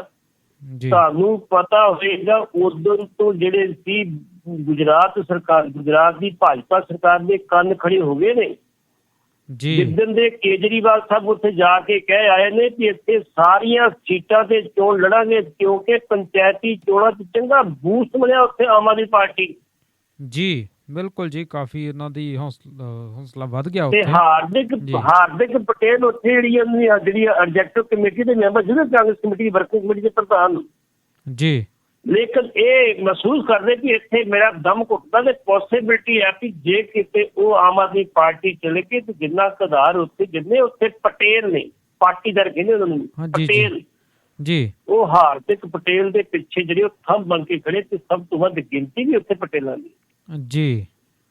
ਇਸ ਕਰਕੇ ਉਹਨਾਂ ਨੇ ਅੱਜ ਕਹਿ ਦਿੱਤਾ ਵੀ ਮੈਂ ਪੜ੍ਹਿਆ ਸੀ ਜੇਲ੍ਹ ਜਾ ਕੇ ਭਗਤ ਸਿੰਘ ਬਾਰੇ ਤੇ ਮੇਰੀ ਖਾਸ ਸੀਗੀ ਕਿ ਮੈਂ ਜਾ ਕੇ ਉਹਨਾਂ ਦੀ ਜਿਹੜੀ ਆ ਪਿੰਡ ਜਾ ਕੇ ਸ਼ਰਧਾਂਜਲੀ ਭੇਟ ਕਰਾਂ, ਜਾ ਕੇ ਮੱਥਾ ਟੇਕਾਂ, ਉੱਥੋਂ ਆਸ਼ੀਰਵਾਦ ਲੈ ਕੇ ਆਵਾਂ ਜੀ। ਤੇ ਅੱਜ ਉਹ ਉੱਥੇ ਆਏ ਤੇ ਉਹਨਾਂ ਨੇ ਉਹਨਾਂ ਨੂੰ ਸ਼ਰਧਾਂਜਲੀ ਵੀ ਭੇਟ ਕੀਤੀ, ਮੱਥਾ ਵੀ ਟੇਕਿਆ ਤੇ ਉਹ ਕਹਿੰਦੇ ਜੀ ਇਹ ਅੱਜ ਅਸੀਂ ਜਿਹੜੀ ਭਗਤ ਸਿੰਘ ਦੀ ਸੋਚ ਆ ਉਹਨੂੰ ਅਸੀਂ ਗੁਜਰਾਤ 'ਚ ਜਿਹੜਾ ਇੰਪਲੀਮੈਂਟ ਜੀ ਜੀ ਜੀ ਜੀ ਬਿਲਕੁਲ ਜੀ। ਸੋ ਇਹ ਸਿਆਸਤ ਦੀਆਂ ਗੱਲਾਂ ਨੇ ਤੇ ਦੇਖਦੇ ਹਾਂ ਆਉਣ ਵਾਲੇ ਦਿਨਾਂ ਦੇ ਵਿੱਚ ਕੀ ਹੋਏਗਾ। ਸੋ ਕਾਂਗਰਸ ਪਾਰਟੀ ਤੋਂ ਪਟੇਲ ਤਾਂ ਭਾਵੇਂ ਟੁੱਟ ਰਿਹਾ ਹੋਏ, ਪਰ ਇੱਧਰ ਨਵਜੋਤ ਸਿੰਘ ਸਿੱਧੂ ਜਿਹੜਾ ਹੈ ਉਹ ਕਾਂਗਰਸ ਪਾਰਟੀ ਦੇ ਨਾਲ ਤਾਂ ਜੁੜੇ ਹੋਏ ਨੇ, ਨਾਲ ਉਹ ਰਾਹੁਲ ਗਾਂਧੀ ਨੂੰ ਵੀ ਆਪਣਾ ਕਾਫੀ ਨੇਤਾ ਮੰਨਦੇ ਹੋਏ ਕਹਿੰਦੇ ਵੀ ਮੈਂ ਤਾਂ ਉਹਦੀ ਅਗਵਾਈ 'ਚ ਹੀ ਵਿਧਾਨ ਸਭਾ ਦੀਆਂ ਚੋਣਾਂ ਲੜਨੀਆਂ ਨੇ। ਸੋ ਕੀ ਹੈ ਜੀ ਇਹ ਜਿੱਦ ਨਵਜੋਤ ਸਿੰਘ ਸਿੱਧੂ ਦੀ? ਕੈਪਟਨ ਅਮਰਿੰਦਰ ਸਿੰਘ ਗੁਰੀ ਜਦੋਂ 3 ਮੈਂਬਰੀ ਕਮੇਟੀ ਦੇ ਸਾਹਮਣੇ ਪੇਸ਼ ਹੋਏ ਨੇ ਜੀ, ਇਹਨਾਂ ਨੇ ਜਾ ਕੇ ਉੱਥੇ ਬੜੀਆਂ ਗੱਲਾਂ ਕੀਤੀਆਂ ਨੇ ਜੀ, ਵੇਖੋ ਜੀ ਮੈਂ ਆਹ ਕੀਤਾ ਜੀ, ਮੈਂ ਜੀ ਕੀਤਾ ਜੀ, ਆਹ ਸਿੱਖਿਆ, ਉਹਨਾਂ ਛੱਡ ਯਾਰ ਮੈਂ ਗੱਲਾਂ ਨੂੰ ਜੀ। ਜਿਹੜੀ ਆਪਾਂ ਹੁਣ ਤੱਕ ਕਮਿਟਮੈਂਟ ਕੀਤੀ ਸੀ ਉਹ ਕਿੰਨੀਆਂ ਪੂਰੀਆਂ ਕੀਤੀਆਂ ਸਾਨੂੰ ਉਹ ਦੱਸੋ, ਤੁਹਾਡੀ ਕਾਰਗੁਜ਼ਾਰੀ ਕੀ ਹੈ ਜੀ। ਜਿਹੜੀ ਗੱਲ ਨਵਜੋਤ ਸਿੰਘ ਸਿੱਧੂ ਕਹਿ ਰਹੇ ਉਹਦਾ ਤੁਹਾਡੇ ਕੋਲ ਜਵਾਬ ਕੀ ਹੈਗਾ ਜੀ? ਨਵਜੋਤ ਸਿੰਘ ਸਿੱਧੂ ਨੇ ਆਹ ਜਿਹੜੀ ਹੁਣ ਇੰਟਰਵਿਊ ਦਿੱਤੀ ਉਹਨੇ ਕਿਤੇ ਵੀ ਇੰਟਰਵਿਊ 'ਚ ਕੈਪਟਨ ਅਮਰਿੰਦਰ ਸਿੰਘ ਦਾ ਨਾਂ ਨਹੀਂ ਲਿਆ, ਸਿਸਟਮ ਦਾ ਨਾਂ ਲਿਆ। ਸਿਸਟਮ ਗੜਬੜ, ਸਿਸਟਮ ਆ ਕਰਦਾ, ਸਿਸਟਮ ਕਿਹਾ ਉਹਨੇ। ਅੱਛਾ ਜੀ ਜੀ। ਹੁਣ ਜੋ ਸਿਸਟਮ ਦੀ ਗੱਲ ਕਰਦਾ ਤੇ 3 ਮੈਂਬਰੀ ਕਮੇਟੀ ਨੇ ਉਲਟਾ ਕੈਪਟਨ ਅਮਰਿੰਦਰ ਸਿੰਘ ਨੂੰ ਪੁੱਛਿਆ ਵੀ ਜਿਹੜੇ ਉਹ ਮੁੱਦੇ ਠਾ ਰਹੇ ਹੋ ਠੀਕ ਨੇ ਜੀ, ਕੀ ਉੱਥੇ ਕੁਛ ਕੀਤਾ ਆਪਾਂ ਜੀ? ਇਹ ਤੇ ਗਿਆ ਸੀ ਵੀ ਮੈਂ ਆਪਣੀ ਗੱਲ ਕਰਕੇ 3 ਮੈਂਬਰੀ ਕਮੇਟੀ ਨੂੰ ਆਪਣੇ ਵਾਲੇ ਪਾਸੇ ਕਰਨ ਨੂੰ, ਉਲਟਾ ਉਹ ਇਹਨਾਂ ਨੂੰ ਕਹਿ ਨਹੀਂ ਕਹਿੰਦੇ ਨੇ ਤੁਸੀਂ ਕੀਤਾ ਸੀ। ਅੱਛਾ ਜੀ। ਉਹਨਾਂ ਨੇ ਇੰਨੀ ਗੱਲ ਕਹਿ ਕਿ ਕੈਪਟਨ ਸਾਹਿਬ ਆ ਤੁਹਾਨੂੰ 18 ਮੁੱਦੇ ਦੇ ਦਿੱਤੇ ਜੀ, 18 ਮੁੱਦੇ ਜੀ, ਇਹਨਾਂ ਤੇ ਇਮੀਡੀਏਟਲੀ ਕਾਰਵਾਈ ਕਰਕੇ ਸਾਨੂੰ ਦੱਸਿਆ ਜਾਵੇ ਕਿ ਸਭ ਤੋਂ ਵੱਡਾ ਸੀਰੀਅਸ ਮੁੱਦਾ ਬਰਗਾੜੀ ਕਾਂਡ ਦਾ ਵਾ ਜੀ, ਬੇਰੁਜ਼ਗਾਰੀ ਦਾ ਵਾ ਜੀ, ਆ ਤੁਹਾਡੇ ਗੈਂਗਸਟਰਾਂ ਦਾ ਵਾ, ਰੇਤ ਮਾਫੀਆ ਦਾ ਵਾ, ਟਰਾਂਸਪੋਰਟ ਮਾਫੀਆ ਦਾ ਵਾ, ਇਹ ਸਾਰਾ ਤੁਸੀਂ ਕੀਤਾ ਕੀ ਹੁਣ ਤੱਕ ਜੀ? ਤੁਹਾਨੂੰ ਪਤਾ ਹੋਏਗਾ ਇੱਕ ਲੱਖੀ ਹੈਗਾ ਸੀ ਜਿਹਦਾ ਇਹਨਾਂ ਦੇ ਪਰਮਿਟ ਬਣਾਉਂਦਾ ਸੀਗਾ ਬਾਦਲਾਂ ਦੇ ਹੱਕ ਦੇ ਵਿੱਚ, ਹੁਣ ਚਲੋ ਚਲਾ ਗਿਆ ਵੱਖਰੀ ਗੱਲ ਜੀ। 30 ਕਿਲੋਮੀਟਰ ਦਾ ਪਰਮਿਟ ਲੈਂਦੇ ਸੀ, ਗੱਡੀ 230 ਕਿਲੋਮੀਟਰ ਚਲਾਉਂਦੇ। ਅੱਛਾ ਜੀ। ਮਾਮਲਾ ਕੋਰਟ ਚਲੇ ਗਿਆ, ਕੋਰਟ ਨੇ ਕਹਿਤਾ ਪਰਮਿਟ ਰੱਦ ਨਹੀਂ ਕੀਤੇ ਜਾ ਸਕਦੇ, ਲੇਕਿਨ ਜਿਹੜੀ ਇਹ ਗੱਡੀ ਵੱਧ ਚਲਾਉਂਦੇ ਉਹ ਤੁਸੀਂ ਰੋਕ ਸਕਦੇ ਹੋ। ਅੱਛਾ ਜੀ। ਕਿਉਂ ਨਹੀਂ 4.5 ਪੁੱਛਿਆ ਉਹਨਾਂ ਨੂੰ ਵੀ 30 ਕਿਲੋਮੀਟਰ ਪਰਮਿਟ 230 ਕਿਵੇਂ ਤੁਹਾਡੀ ਗੱਡੀ ਚੱਲਦੀ ਜੀ? ਇਹੀ ਗੱਲ ਨਵਜੋਤ ਸਿੰਘ ਸਿੱਧੂ ਕਹਿੰਦਾ ਵੀ ਜੇ ਅਸੀਂ ਇਹ ਮਾਫੀਆ ਤੇ ਕੰਟਰੋਲ ਕਰ ਲਈਏ ਸਾਡੇ ਸਾਰੇ ਕਰਜ਼ੇ ਨਾ ਜੰਨੇ ਐਜੀਟੇਟ ਕਰੇ ਜੀ। ਹੁਣ ਹਾਈ ਕਮਾਂਡ ਨੇ ਕਹਿਤਾ ਵੀ ਤੁਹਾਨੂੰ 18 ਮੁੱਦੇ ਦਿੱਤੇ ਆਏ, ਇਹ ਸਾਨੂੰ ਇਹਦੇ ਚ ਟਾਈਮ ਬੋਨ ਕਰਕੇ ਨਾ ਜਵਾਬ ਦਿਓ ਜੀ। ਦੂਜੇ ਪਾਸੇ ਰਾਹੁਲ ਨੇ ਗੱਲ ਇਹ ਕਹਿਤਾ ਭਾਈ ਜੇ ਤੁਹਾਡੇ ਚ ਨਹੀਂ ਦਮ ਹੈਗਾ ਤਾਂ ਤੁਸੀਂ ਛੱਡ ਕੇ ਪਾਸੇ ਦੀ ਕਿਸੇ ਹੋਰ ਲੋਕਾਂ ਦੇ ਉੱਪਰ ਤੁਸੀਂ ਦੂਸਰੇ ਜਿਹੜੇ ਕੰਮ ਚਮੜੇ ਜੀ। ਲੇਕਿਨ ਕੁਰਸੀ ਛੱਡਣੀ ਬੜੀ ਔਖੀ ਹੁੰਦੀ। ਬਿਲਕੁਲ ਜੀ, ਕੁਰਸੀ ਦੇ ਮੋਹ ਦੇ ਪਿੱਛੇ ਭੱਜੇ ਫਿਰਦੇ ਸਾਰੇ ਜੀ। ਤੁਹਾਨੂੰ ਪਤਾ 2005 ਦੇ ਵਿੱਚ ਜਦੋਂ ਪੱਥਰ ਲੈ ਕੇ ਗਏ ਸੀ 40-42 ML ਲੈ ਕੇ ਗਏ ਸੀ ਉੱਥੇ ਦਿੱਲੀ ਦੇ ਵਿੱਚ, ਉਦੋਂ ਬੀਬੀ ਸੋਨੀਆ ਗਾਂਧੀ ਨੇ ਬੜੀ ਮਦਦ ਕੀਤੀ ਸੀ ਕੈਪਟਨ ਅਮਰਿੰਦਰ ਸਿੰਘ ਦੀ ਵੀ ਤੇਰੀ ਸਰਕਾਰ ਨਹੀਂ ਚੱਲ ਜਾਂਦੀ ਜੀ। ਤੇ ਬੀਬੀ ਰਜਿੰਦਰ ਕੌਰ ਪੱਠਰ ਨੂੰ ਭੇਜਤਾ ਵੀ ਇਹਨੂੰ ਡਿਪਟੀ ਮੁੱਖ ਮੰਤਰੀ ਬਣਾ ਦੇ ਜੀ। ਜਦੋਂ ਕੈਪਟਨ ਨੂੰ ਪੁੱਛਿਆ ਕਿ ਪਾਵਰ ਕੀ ਹੁੰਦੀ ਹੈ, ਉਹਨਾਂ ਦੀ ਪਾਵਰ ਮਿਨਿਸਟਰ ਦੀ ਹੁੰਦੀ ਹੈ, ਜਿਹੜੀ ਤਖਤੀ ਲੱਗੀ ਨਾ ਬਾਹਰ ਉਹ ਬਦਲ ਜੂਗੀ, ਬਾਕੀ ਕੁਛ ਨਹੀਂ ਬਦਲਣਾ ਜੀ। ਲੇਕਿਨ ਬੀਬੀ ਨੇ ਸਬਰ ਕੀਤਾ, ਕੋਈ ਗੱਲ ਨਹੀਂ। ਅੱਜ ਸੋਨੀਆ ਗਾਂਧੀ ਜਿਹੜੀ ਆ ਉਹ ਕੈਪਟਨ ਅਮਰਿੰਦਰ ਸਿੰਘ ਨੂੰ ਨਹੀਂ ਮਿਲੀ ਤੇ ਬਿਨਾਂ ਮਿਲਿਆ ਤੋਂ ਉਹ ਵਾਪਸ ਆ ਗਏ ਜੀ। ਜੇ ਉਹ ਵਾਪਸ ਆ ਗਏ ਤੇ ਇਹਦਾ ਮਤਲਬ ਕਿਤੇ ਕਿਤੇ ਕੈਪਟਨ ਨੂੰ ਇਸ਼ਾਰਾ ਤੇ ਕੈਪਟਨ ਸਾਹਿਬ ਤੁਸੀਂ ਥੱਕ ਗਏ ਹੋ, ਤੁਸੀਂ ਬੁੱਢੇ ਹੋ ਗਏ ਹੋ, ਤੁਸੀਂ ਅੱਕ ਗਏ ਹੋ, ਛੱਡੋ ਪਰੇ ਗੱਲ। ਜੀ ਜੀ ਜੀ। ਦੂਜੇ ਪਾਸੇ ਅੰਦਰੂਨੀ ਰਿਪੋਰਟਾਂ ਦੇ ਮੁਤਾਬਕ ਜਿਹੜਾ ਇਹ ਆ ਵੀ ਜਿਹੜਾ ਰਾਹੁਲ ਗਾਂਧੀ ਆ ਉਹ ਕਹਿੰਦਾ ਜੀ ਮੈਂ ਜਿਹੜੇ ਸਰਵੇ ਕਰਾਇਆ ਉਹਦੇ ਵਿੱਚ ਇਹ ਆ ਵੀ ਜੇ ਅਸੀਂ ਸਿੱਧੂ ਦੀ ਕਮਾਂਡ ਥੱਲੇ ਚੋਣ ਲੜਦੇ ਆ ਤੇ ਸਾਨੂੰ ਕਾਮਯਾਬੀ ਹੁੰਦੀ ਹੈ, ਜੇ ਕੈਪਟਨ ਦੇ ਥੱਲੇ ਲੜਦੇ ਆ ਤੇ ਸਾਨੂੰ 20 ਸੀਟਾਂ ਨਹੀਂ ਹੁੰਦੀਆਂ ਜੀ। ਤੀਜੇ ਪਾਸੇ ਉਹ ਵਜੀਦ ਇਸ ਗੱਲ ਤੇ ਵੀ ਪੁੱਛਿਆ ਕਿ 10 ਸੀਟਾਂ ਹੋਣ ਲੇਕਿਨ ਹੁਣ ਜਿੱਦ ਨਹੀਂ ਕਿਸੇ ਦੀ ਪੁੱਗਣ ਜਾਣੀ ਜੀ। ਚੌਥੇ ਪਾਸੇ ਤੁਸੀਂ ਲੈ ਲਓ ਰਾਵਤ ਨੇ ਕਹਿ ਦਿੱਤਾ, ਅੱਛਾ ਜੀ। ਉਹਨੂੰ ਸਵਾਲ ਕੀਤਾ ਗਿਆ ਪੱਤਰਕਾਰਾਂ ਜੀ ਕਿ ਸਿੱਧੂ ਸਾਹਿਬ ਨੇ ਆ ਕਿਹਾ ਉਹਨਾਂ ਨੇ ਕੀ ਮਾੜਾ ਜੀ ਕੀ ਕਿਹਾ ਜੀ। ਸਿੱਧੂ ਨੇ ਪੰਜਾਬ ਦੇ ਮੁੱਦੇ ਠਹਿ ਚੰਗਾ ਕੀਤਾ ਜੀ, ਦੱਸਿਆ ਜਿਹੜੇ ਬੋਲੇ ਬੰਦੇ ਸੀ ਉਹਨਾਂ ਨੇ ਤੱਕ ਪਟਾਈ ਪਈ ਆ ਜੇ ਕੁਛ ਹੈਗਾ ਜੇ ਕਰੋ ਕੁਛ ਨਾ ਕੁਛ ਇਹਦਾ ਤੁਸੀਂ ਜੀ। ਇਹਦਾ ਮਤਲਬ ਕਿ ਰਾਵਤ ਵੀ ਸਿੱਧੂ ਦੇ ਹੱਕ ਚ ਰਾਹੁਲ ਵੀ ਗਾਂਧੀ ਦੋਵੇਂ ਜਿਹੜੇ ਆਰ ਇੱਕੋ ਰਾਸ਼ੀ ਵਾਲੇ ਬੰਦੇ ਉਹ ਦੋਵੇਂ ਹੱਕ ਚ ਨੇ ਸਿੱਧੂ ਦੇ। ਹਾਂਜੀ ਕਿ ਇਹ ਆਮ ਤੌਰ ਤੇ ਖਬਰਾਂ ਆ ਰਹੀਆਂ ਕਿ ਐਤਕੀ ਜਿਹੜੀ ਕਮਾਂਡ ਆ ਉਹ ਸੋਨੀਆ ਗਾਂਧੀ ਤੇ ਰਾਹੁਲ ਗਾਂਧੀ ਦੀ ਕਮਾਂਡ ਥੱਲੇ ਚੋਣਾਂ ਲੜੀ ਜਾਣੀ, ਲੇਕਿਨ ਇਹ ਹੋ ਨਹੀਂ ਸਕੇਗਾ। ਆਉਣ ਵਾਲੇ ਸਮੇਂ 'ਚ ਮਹੀਨੇ ਬਾਅਦ ਹੋਵੇ 2 ਮਹੀਨੇ ਬਾਅਦ ਆਖਰਕਾਰ ਕਮਾਂਡ ਜਿਹੜੀ ਆ ਨਵਜੋਤ ਸਿੰਘ ਨੂੰ ਦੇਣੀ ਜਾਣੀ। ਜੀ ਜੀ ਜੀ। ਤੇ ਸੋਨੀਆ ਨਾਲ ਮੀਟਿੰਗ ਕੈਪਟਨ ਦੀ ਹੋ ਪਈ ਕਿ ਨਹੀਂ, ਇਹਦੇ ਬਾਰੇ ਵੀ ਨਾਲ ਨਹੀਂ ਉਹ ਤੇ ਮੈਂ ਕੈਪਟਨ ਉਹ ਬਿਨਾਂ ਮੀਟਿੰਗ ਕੀਤੇ ਨਾ ਜਵਾਬ ਪੂਰੇ ਨੇ ਬੜੀ ਕੋਸ਼ਿਸ਼ ਕੀਤੀ ਨਹੀਂ ਮੀਟਿੰਗ ਹੋ ਸਕੀ ਜੀ। ਉਹਨਾਂ ਤੇ ਸਿਫਾਰਿਸ਼ ਵੀ ਪਾਈ ਅੰਬਿਕਾ ਸੋਨੀ ਤੇ ਸਲਮਾਨ ਖੁਰਸ਼ੀਦ ਦੀ ਪਹਿਲੀ ਮੀਟਿੰਗ ਕਰਾ ਦੇ ਜੀ, ਲੇਕਿਨ ਫਿਰ ਵੀ ਮੀਟਿੰਗ ਨਹੀਂ ਹੋ ਸਕੀ। ਇਸ ਕਰਕੇ ਕੈਪਟਨ ਸਾਹਿਬ ਨੇ 4 ਸਾਲ ਬਾਜਵਾ ਦੀ ਪੁਸਤਕਨਾਈ ਕਰਕੇ ਆਪਣੇ ਪੈਰ ਤੇ ਕੁਹਾੜਾ ਨਹੀਂ ਸਗੋਂ ਕੁਹਾੜੇ ਤੇ ਪੈਰ ਮਾਰਨੇ, ਜਿਹੜੀ ਪਿਛਲੀ ਕੀਤੀ ਕਤਰੀ ਹੈਗੀ ਸੀ ਸਭ ਤੇ ਪਾਣੀ ਫੇਰ ਲਿਆ ਜੀ। ਅੱਜ ਕੈਪਟਨ ਸਾਹਿਬ ਵੱਖਰੀ ਪਾਰਟੀ ਲਾ ਕੇ ਚੋਣ ਲੜਦੇ ਤੇ ਜੋ ਤੁਹਾਨੂੰ ਪਤਾ ਕਿ ਚੋਣ ਲੜੀ ਤੇ 787 ਵੋਟਾਂ ਬਣੀਆਂ ਸੀ। ਅੱਛਾ ਜੀ। ਤੇ ਫਿਰ ਜ਼ਬਾਨਾਂ ਜ਼ਬਤ ਹੋਣੀਆਂ ਸਾਰੇ ਬੰਦੇ ਨੇ ਆਪਣੇ ਨੇ, ਫਿਰ ਹੋਰ ਕੁਛ ਨਹੀਂ ਹੋਣਾ। ਇਸ ਕਰਕੇ ਕੈਪਟਨ ਸਾਹਿਬ ਇਹ ਸਮਰਥਾ ਨਹੀਂ ਰੱਖਦੇ, ਸਗੋਂ ਆਪ ਕਹਿ ਦੇਣ ਵੀ ਆ ਭਾਈ ਆਪ ਮੇਰਾ ਪੁੱਤਰ ਅਜੇ ਪਹਿਲਾਂ ਜਿਹਦੀ ਵੀ ਨਵਜੋਤ ਸਿੰਘ ਮੇਰਾ ਬੱਚਾ ਵਾ ਉਹਨੂੰ ਤਾਂ ਲੈ ਕੇ ਪੁੱਤਰਾ ਸਮਾਜ ਕਮਾਨ ਮੈਂ ਚੱਲਿਆ ਵਾ ਕਿਉਂਕਿ ਆਪਣੀ ਡੈਡੀਕੇਟ ਹੋਈ। ਜੀ ਜੀ ਜੀ ਬਿਲਕੁਲ ਜੀ। ਆਨ ਤੇ ਸ਼ਾਨ ਨਾਲ ਜਾਣ ਚੰਗੀ ਗੱਲ ਆ ਤੇ ਜੇ ਦੂਜੇ ਤਰੀਕੇ ਨਾਲ ਗਏ ਤੇ ਫਿਰ ਮੁੜ ਕੇ ਜਾਂਦੇ ਹੁੰਦੇ ਵੀ ਸਾਰੀ ਉਮਰ ਕਲੰਕ ਲੱਗੇ ਜਾਣੇ, ਉਹ ਕਲੰਕ ਸਾਰੀ ਉਮਰ ਕੀ ਪਰਿਵਾਰ ਤੇ ਨਿਸ਼ਨ ਕਲੰਕ ਲੱਗ ਜਾਣਾ। ਜੀ ਜੀ ਜੀ ਬਿਲਕੁਲ ਜੀ। ਤੇ ਹੁਣ ਥੋੜਾ ਜੀ ਦਿੱਲੀ ਵੱਲ ਚੱਲਦੇ ਆ, ਜਿੱਥੇ ਆਪਣੇ ਬਾਰਡਰ ਦੇ ਉੱਤੇ ਲੱਗੇ ਹੋਏ ਨੇ ਕਿਸਾਨਾਂ ਵੱਲੋਂ ਧਰਨੇ ਤੇ ਗੋਲਡਨ ਹੱਟ ਵਾਲੇ ਰਾਮ ਸਿੰਘ ਰਾਣਾ ਤੇ ਉਹਦੇ ਹੱਕ ਦੇ ਵਿੱਚ ਹੁਣ ਕਿਸਾਨ ਜਥੇਬੰਦੀਆਂ ਨੇ ਵਿਗਲ ਵੀ ਵਜਾ ਦਿੱਤਾ ਹੈ। ਸੋ ਦੱਸ ਦਿਓ ਜੀ ਇਹ ਮਾਮਲਾ ਸਾਰਾ ਜੀ। ਇਹ ਵੇਖੋ ਜੀ ਆਪਾਂ ਕੱਲ ਵੀ ਇਹ ਗੱਲ ਸਾਂਝੀ ਕੀਤੀ ਸੀ, ਰਾਮ ਸਿੰਘ ਰਾਣਾ ਨੇ ਜਿਹੜੇ ਜੀ ਉਹਨਾਂ ਦਾ ਇੱਕ ਗੋਲਡਨ ਹੱਟ ਰੈਸਟੋਰੈਂਟ ਸਿੰਘੂ ਬਾਟੇ ਚੱਲਦਾ ਜੀ। ਜਦੋਂ ਦਾ ਕਿਸਾਨ ਮੋਰਚਾ ਲੱਗਾ ਉਹਨਾਂ ਨੇ ਉਹ ਬੰਦ ਕਰਤਾ ਤੇ ਉਹ ਕਿਸਾਨਾਂ ਨੂੰ ਦੇਤਾ ਲਓ ਭਾਈ ਤੁਸੀਂ ਇੱਥੇ ਆਪਣੇ ਮੰਜੇ ਡਾ ਲਓ, ਜੋ ਰੱਖਣਾ ਰੱਖ ਲਓ, ਤੁਸੀਂ ਲਓ, ਸਭ ਤੋਂ ਫ੍ਰੀ ਕਰਨੀ। ਉਹਨਾਂ ਦੇ ਇੱਕ ਰਾਈ ਦੇ ਵਿੱਚ ਹੋਟਲ ਆ ਤੇ ਇੱਕ ਉਹਨਾਂ ਦਾ ਹੋਟਲ ਹੈਗਾ ਵਾ ਕੁਰਕਸ਼ੇਤਰ ਦੇ ਵਿੱਚ ਜੀ, ਗੋਲਡਨ ਹੱਟ ਨਾ ਉਹਦਾ ਜੀ। ਸਰਕਾਰ ਨੇ ਬੜੀ ਕੋਸ਼ਿਸ਼ ਕੀਤੀ ਕਿ ਰਾਮ ਸਿੰਘ ਜਿਹੜਾ ਵਾ ਉਹ ਬੜੀ ਸਪੋਰਟ ਕਰ ਰਿਹਾ ਵਾ ਇਹਨਾਂ ਦੀ ਕਿਸਾਨਾਂ ਦੀ ਤੇ ਇਹਨੂੰ ਰੋਕਿਆ ਜੀ। ਕਿਸਾਨ ਰਾਮ ਸਿੰਘ ਕੀ ਕਰਦਾ, ਰਾਮ ਸਿੰਘ ਜਿਹੜੀ ਆ ਉਹ ਕਿਸਾਨਾਂ ਨੂੰ 3 ਚੀਜ਼ਾਂ ਸਪਲਾਈ ਕਰਦਾ। ਅੱਛਾ ਜੀ। ਨੰਬਰ 1, ਉਹਨੇ 11,000 ਕੈਂਪਰ ਲਿਆਂਦੇ ਜੀ। ਲੇਕਿਨ ਸਾਡੀ ਬਹਾਦਰੀ ਇਹ ਹੈ ਕਿ ਜੇ ਸਾਨੂੰ ਪਾਣੀ ਭਰ ਕੇ ਕੈਂਪਰ ਦੇ ਦਿੱਤੇ, ਜਦੋਂ ਤੂੰ ਵਾਪਸ ਆਏ ਸਾਡਾ ਫਰਜ਼ ਬਣਦਾ ਸੀ ਉਹਨੂੰ ਵਾਪਸ ਕਰਕੇ ਜੀ। ਕਈਆਂ ਤੇ ਵਾਪਸ ਕਰਦੇ ਤੇ ਕਈ ਮੇਰੇ ਕੇ ਭੁੱਖੜ ਜਿਹੜੇ ਸੀ ਉਹ ਨਾਲ ਗੱਡੀ 'ਚ ਰੱਖ ਕੇ ਲੈ ਆਇਆ ਵੀ ਕੀ ਨੂੰ ਵਾਪਸ ਕਰਾਂ ਜੀ। ਚਲੋ ਉਹਨੇ ਬਰਦਾਸ਼ਤ ਕੀਤਾ, ਉਹਨੇ ਹੋਰ ਲੈ। ਦੂਜਾ ਉਹਨੇ ਕਿਹਾ ਵੀ ਇਹ ਦੁੱਧ ਬਕਾਇਦਾ ਤੌਰ ਤੇ ਜਿੱਥੇ ਜਿੱਥੇ ਲੰਗਰ ਲੱਗੇ ਸਾਰਾ ਦੁੱਧ ਉਹ ਸਪਲਾਈ ਕਰਦਾ। ਅੱਛਾ ਜੀ। ਤੀਜਾ 25 ਕਿਲੋ ਦਾ ਆਟਾ ਜਿਹਨੂੰ ਲੋੜ ਆ ਉਹਦੇ ਕੋਲ ਜਾ ਕੇ ਲੈ ਸਕਦਾ ਵੀ 25 ਕਿਲੋ ਆਟਾ ਚੁੱਕ ਲਓ ਜੀ, ਕੋਈ ਨਹੀਂ ਬੁਲਾਓ ਤੁਸੀਂ ਜਾ ਕੇ ਖਾਣਾ ਜੀ। 3 ਚੀਜ਼ਾਂ ਉਹ ਸਪਲਾਈ ਕਰਦਾ ਤੇ ਜਿਹੜੇ ਹੋਟਲ ਤੋਂ ਉਹਨੂੰ 1.5-2 ਲੱਖ ਰੁਪਇਆ ਡੇਲੀ ਆਉਂਦਾ ਸੀ ਕੁਰੂਕਸ਼ੇਤਰ ਦੇ ਵਿੱਚੋਂ, ਜਿਹਦੀ ਕਰਕੇ ਕੰਮ ਚਲਾਉਂਦਾ ਸੀ ਆਪਣਾ ਜੀ, ਉਹਦੇ ਰਸਤੇ ਸਰਕਾਰ ਨੇ ਵੱਡੇ ਵੱਡੇ ਪੱਥਰ ਲਾ ਕੇ ਬੰਦ ਕਰ ਦਿੱਤੇ ਕਿਉਂਕਿ ਜਾਵੇ ਨਾ ਅੰਦਰ। ਜੀ। ਰਾਮ ਸਿੰਘ ਰੋ ਰਿਹਾ ਸੀ, ਮੈਂ ਗੁਨਾਹ ਕੀ ਕੀਤਾ, ਮੈਂ ਸੇਵਾ ਕਰ ਰਿਹਾ ਹਾਂ, ਸਰਕਾਰ ਕਰਾ ਲੈ ਮੈਂ ਕਰ ਦੂੰ ਉਹਨਾਂ ਨੂੰ ਗੱਲ। ਜੀ। ਰਾਮ ਸਿੰਘ ਨੇ ਇਹ ਵੀ ਐਲਾਨ ਕੀਤਾ ਸੀ, ਜਿਹੜੇ ਰਾਮ ਸਿੰਘ ਰਾਣਾ ਜਿਹੜੇ ਰਾਣੇ ਨੇ ਐਲਾਨ ਕੀਤਾ ਸੀ ਵੀ ਮੇਰਾ ਇੱਕ ਕੋਠੀ ਆ ਬੜੀ ਵੱਡੀ ਦਿੱਲੀ ਚੰਡੀਗੜ੍ਹ ਦੇ ਵਿੱਚ ਜੀ, ਉਹਦੀ 8 ਕਰੋੜ ਕੀਮਤ। ਉਹਨੇ ਕਿਹਾ ਸੀ ਲੋੜ ਪਈ ਤੇ ਮੈਂ 6 ਕਰੋੜ ਦੀ ਵੇਚ ਕੇ ਵੀ ਲਾ ਦੂੰਗਾ, ਕਿਸਾਨਾਂ ਦੀ ਕੋਈ ਦਿੱਕਤ ਨਹੀਂ ਹੋਣ ਦੇਊਗੀ। ਜੀ।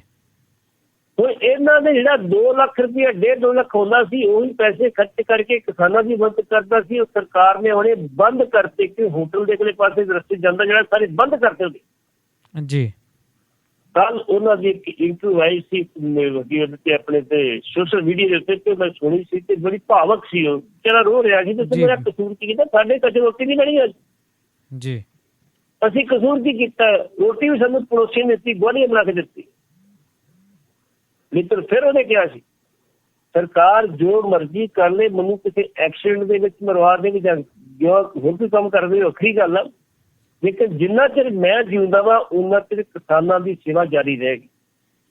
ਜੀ। ਅੱਜ ਫਿਰ ਹਰਿਆਣੇ ਦੇ ਕਿਸਾਨਾਂ ਨੇ ਜਿੱਥੇ ਉਹਨਾਂ ਪੱਥਰ ਲਾਏ ਉੱਥੇ ਬਕਾਇਦਾ ਤੌਰ ਤੇ ਮੁਜ਼ਾਹਰਾ ਕੀਤਾ, ਬਕਾਇਦਾ ਟ੍ਰੈਫਿਕ ਰੋਕ ਕੇ। ਅੱਛਾ ਜੀ। ਸਰਕਾਰ ਨੂੰ ਖੜੀਆਂ ਸੁਣਾਤੀਆਂ ਵੀ ਬੰਦੇ ਤੇ ਕੁੱਤਾ ਨੂੰ ਇਹ ਢਾਓ ਪੱਥਰ, ਇਸ ਨੂੰ ਢਾਉਣੇ ਆਉਂਦੇ ਆ। ਜੀ ਬਿਲਕੁਲ ਜੀ, ਪਹਿਲਾਂ ਵੀ ਪੱਥਰ ਠਾ ਕੇ ਪਹੁੰਚੇ ਸੀ ਉੱਥੇ। ਉੱਥੇ ਸੰਯੁਕਤ ਮੋਰਚੇ ਦੇ ਨੌਜਵਾਨ ਜਿਹੜੇ ਦਾ ਐਲਾਨ ਕਰ ਦਿੱਤਾ ਵਾ ਜੀ, ਜੇ ਅਸੀਂ 25-26 ਤਰੀਕ ਨੂੰ ਜਿਹੜਾ ਅਸੀਂ ਆ ਕੇ ਇੱਥੇ ਸਾਰੇ ਰਸਤੇ 'ਚ ਪੱਥਰ ਢਾ ਕੇ ਆ ਸਕਦੇ ਤੇ ਪੱਥਰ ਦੇ ਕਿੰਨੇ ਕੁ ਮਾਰੇ ਆ। ਬਿਲਕੁਲ ਜੀ। ਜਾਂ ਤੇ ਸਰਕਾਰ ਢਾ ਦੇ, ਨਹੀਂ ਤੇ ਫਿਰ ਉਹ ਵੀ ਆਪੇ ਢਾ ਦੇਣਗੇ, ਵੇਖੀ ਜੂਗੀ ਜੋ। ਜੀ। ਇਸੇ ਕਰਕੇ ਰਾਣਾ ਜਿਹੜਾ ਵਾ ਉਹ ਰੀੜ੍ਹ ਦੀ ਹੱਡੀ ਆ ਇਸ ਵੇਲੇ ਕਿਸਾਨਾਂ ਦੀ ਜਿਹੜੀ ਆ, ਤੇ ਉਹਦੀ ਰੀੜ੍ਹ ਦੀ ਹੱਡੀ ਨੂੰ ਤੋੜਨ ਦੀ ਕੋਸ਼ਿਸ਼ ਕੀਤੀ ਜਾ ਰਹੀ ਆ ਸਰਕਾਰ ਵੱਲੋਂ, ਲੇਕਿਨ ਕਾਮਯਾਬੀ ਸ਼ਾਇਦ ਨਾ ਮਿਲੇ। ਅੱਜ ਨਹੀਂ, ਪਹਿਲੀ ਗੱਲ ਤੋਂ ਪੱਥਰ ਢਾ ਦਿੱਤੇ ਗਏ ਹੋਣੇ ਆ ਜੀ, ਇਹ ਨਹੀਂ ਹਟਾਉਣਗੇ ਤੇ ਕਿਸਾਨਾਂ ਆਪੇ ਢਾ ਦੇਣਗੇ, ਘਾਟ ਜੋ ਕਰਨਾ ਕਰਨ ਪਰਸੈਂਟ ਕਰਨੇ ਕਰ। ਜੀ ਜੀ ਬਿਲਕੁਲ ਜੀ। ਜੀ, ਕਿਉਂਕਿ ਸਰਕਾਰਾਂ ਦਾ ਦਾਅ ਤਾਂ ਹਰ ਪਾਸੇ ਲਾ ਰਹੀ ਹੈ ਨਾ ਜੀ, ਕੇਂਦਰ ਦੀ ਭਾਜਪਾ ਸਰਕਾਰ ਹਰ ਤਰੀਕੇ ਦਾ ਹੀਲਾ ਵਸੀਲਾ ਜੋ ਉਹਨਾਂ ਤੋਂ ਹੁੰਦਾ ਹੈ ਉਹ ਉਹਨਾਂ ਦੀ ਤਾਂ ਬਸ ਕੋਸ਼ਿਸ਼ ਇਹੀ ਹੈ ਵੀ ਜਿੱਥੇ ਵੀ ਅਸੀਂ ਪੈੜ ਦੱਬ ਸਕਦੇ ਹਾਂ ਦੱਬ ਲਈਏ ਤੇ ਇਸ ਅੰਦੋਲਨ ਨੂੰ ਖਤਮ ਕਰਨ ਵੱਲ ਜਿਹੜਾ ਵਧਈਏ, ਪਰ ਹਾਲੇ ਤੱਕ ਕਾਮਯਾਬ ਭਾਵੇਂ ਨਹੀਂ ਹੋ ਪਾ ਰਹੇ ਨੇ। ਜੀ ਜੀ। ਤੇ ਆਪਾਂ ਕੇਂਦਰ ਸਰਕਾਰ ਦੀ ਵੀ ਆਪਾਂ ਗੱਲ ਕਰ ਰਹੇ ਹਾਂ ਤੇ ਰਾਜ ਸਰਕਾਰਾਂ ਦੀ ਵੀ ਗੱਲ ਕਰ ਰਹੇ ਹਾਂ, ਤੇ ਹੁਣ ਆਪਾਂ ਥੋੜ੍ਹੀ ਜਿਹੀ ਆਰਥਿਕ ਸੁਧਾਰਾਂ ਲਈ ਵੀ ਗੱਲ ਕਰ ਲਈਏ। ਤੇ ਰਾਜਾਂ ਤੇ ਕੇਂਦਰ ਜਿਹੜਾ ਹੈ, ਰਾਜਾਂ ਨੂੰ ਕੇਂਦਰ ਦੇ ਵੱਲੋਂ ਇੱਕ ਨਵਾਂ ਜਿਹੜਾ ਹੈ ਮੰਤਰ ਵੀ ਮਿਲਿਆ ਹੈ ਕੋਈ ਇਸ ਇਹਨਾਂ ਆਰਥਿਕ ਸੁਧਾਰਾਂ ਦੇ ਲਈ। ਜੀ।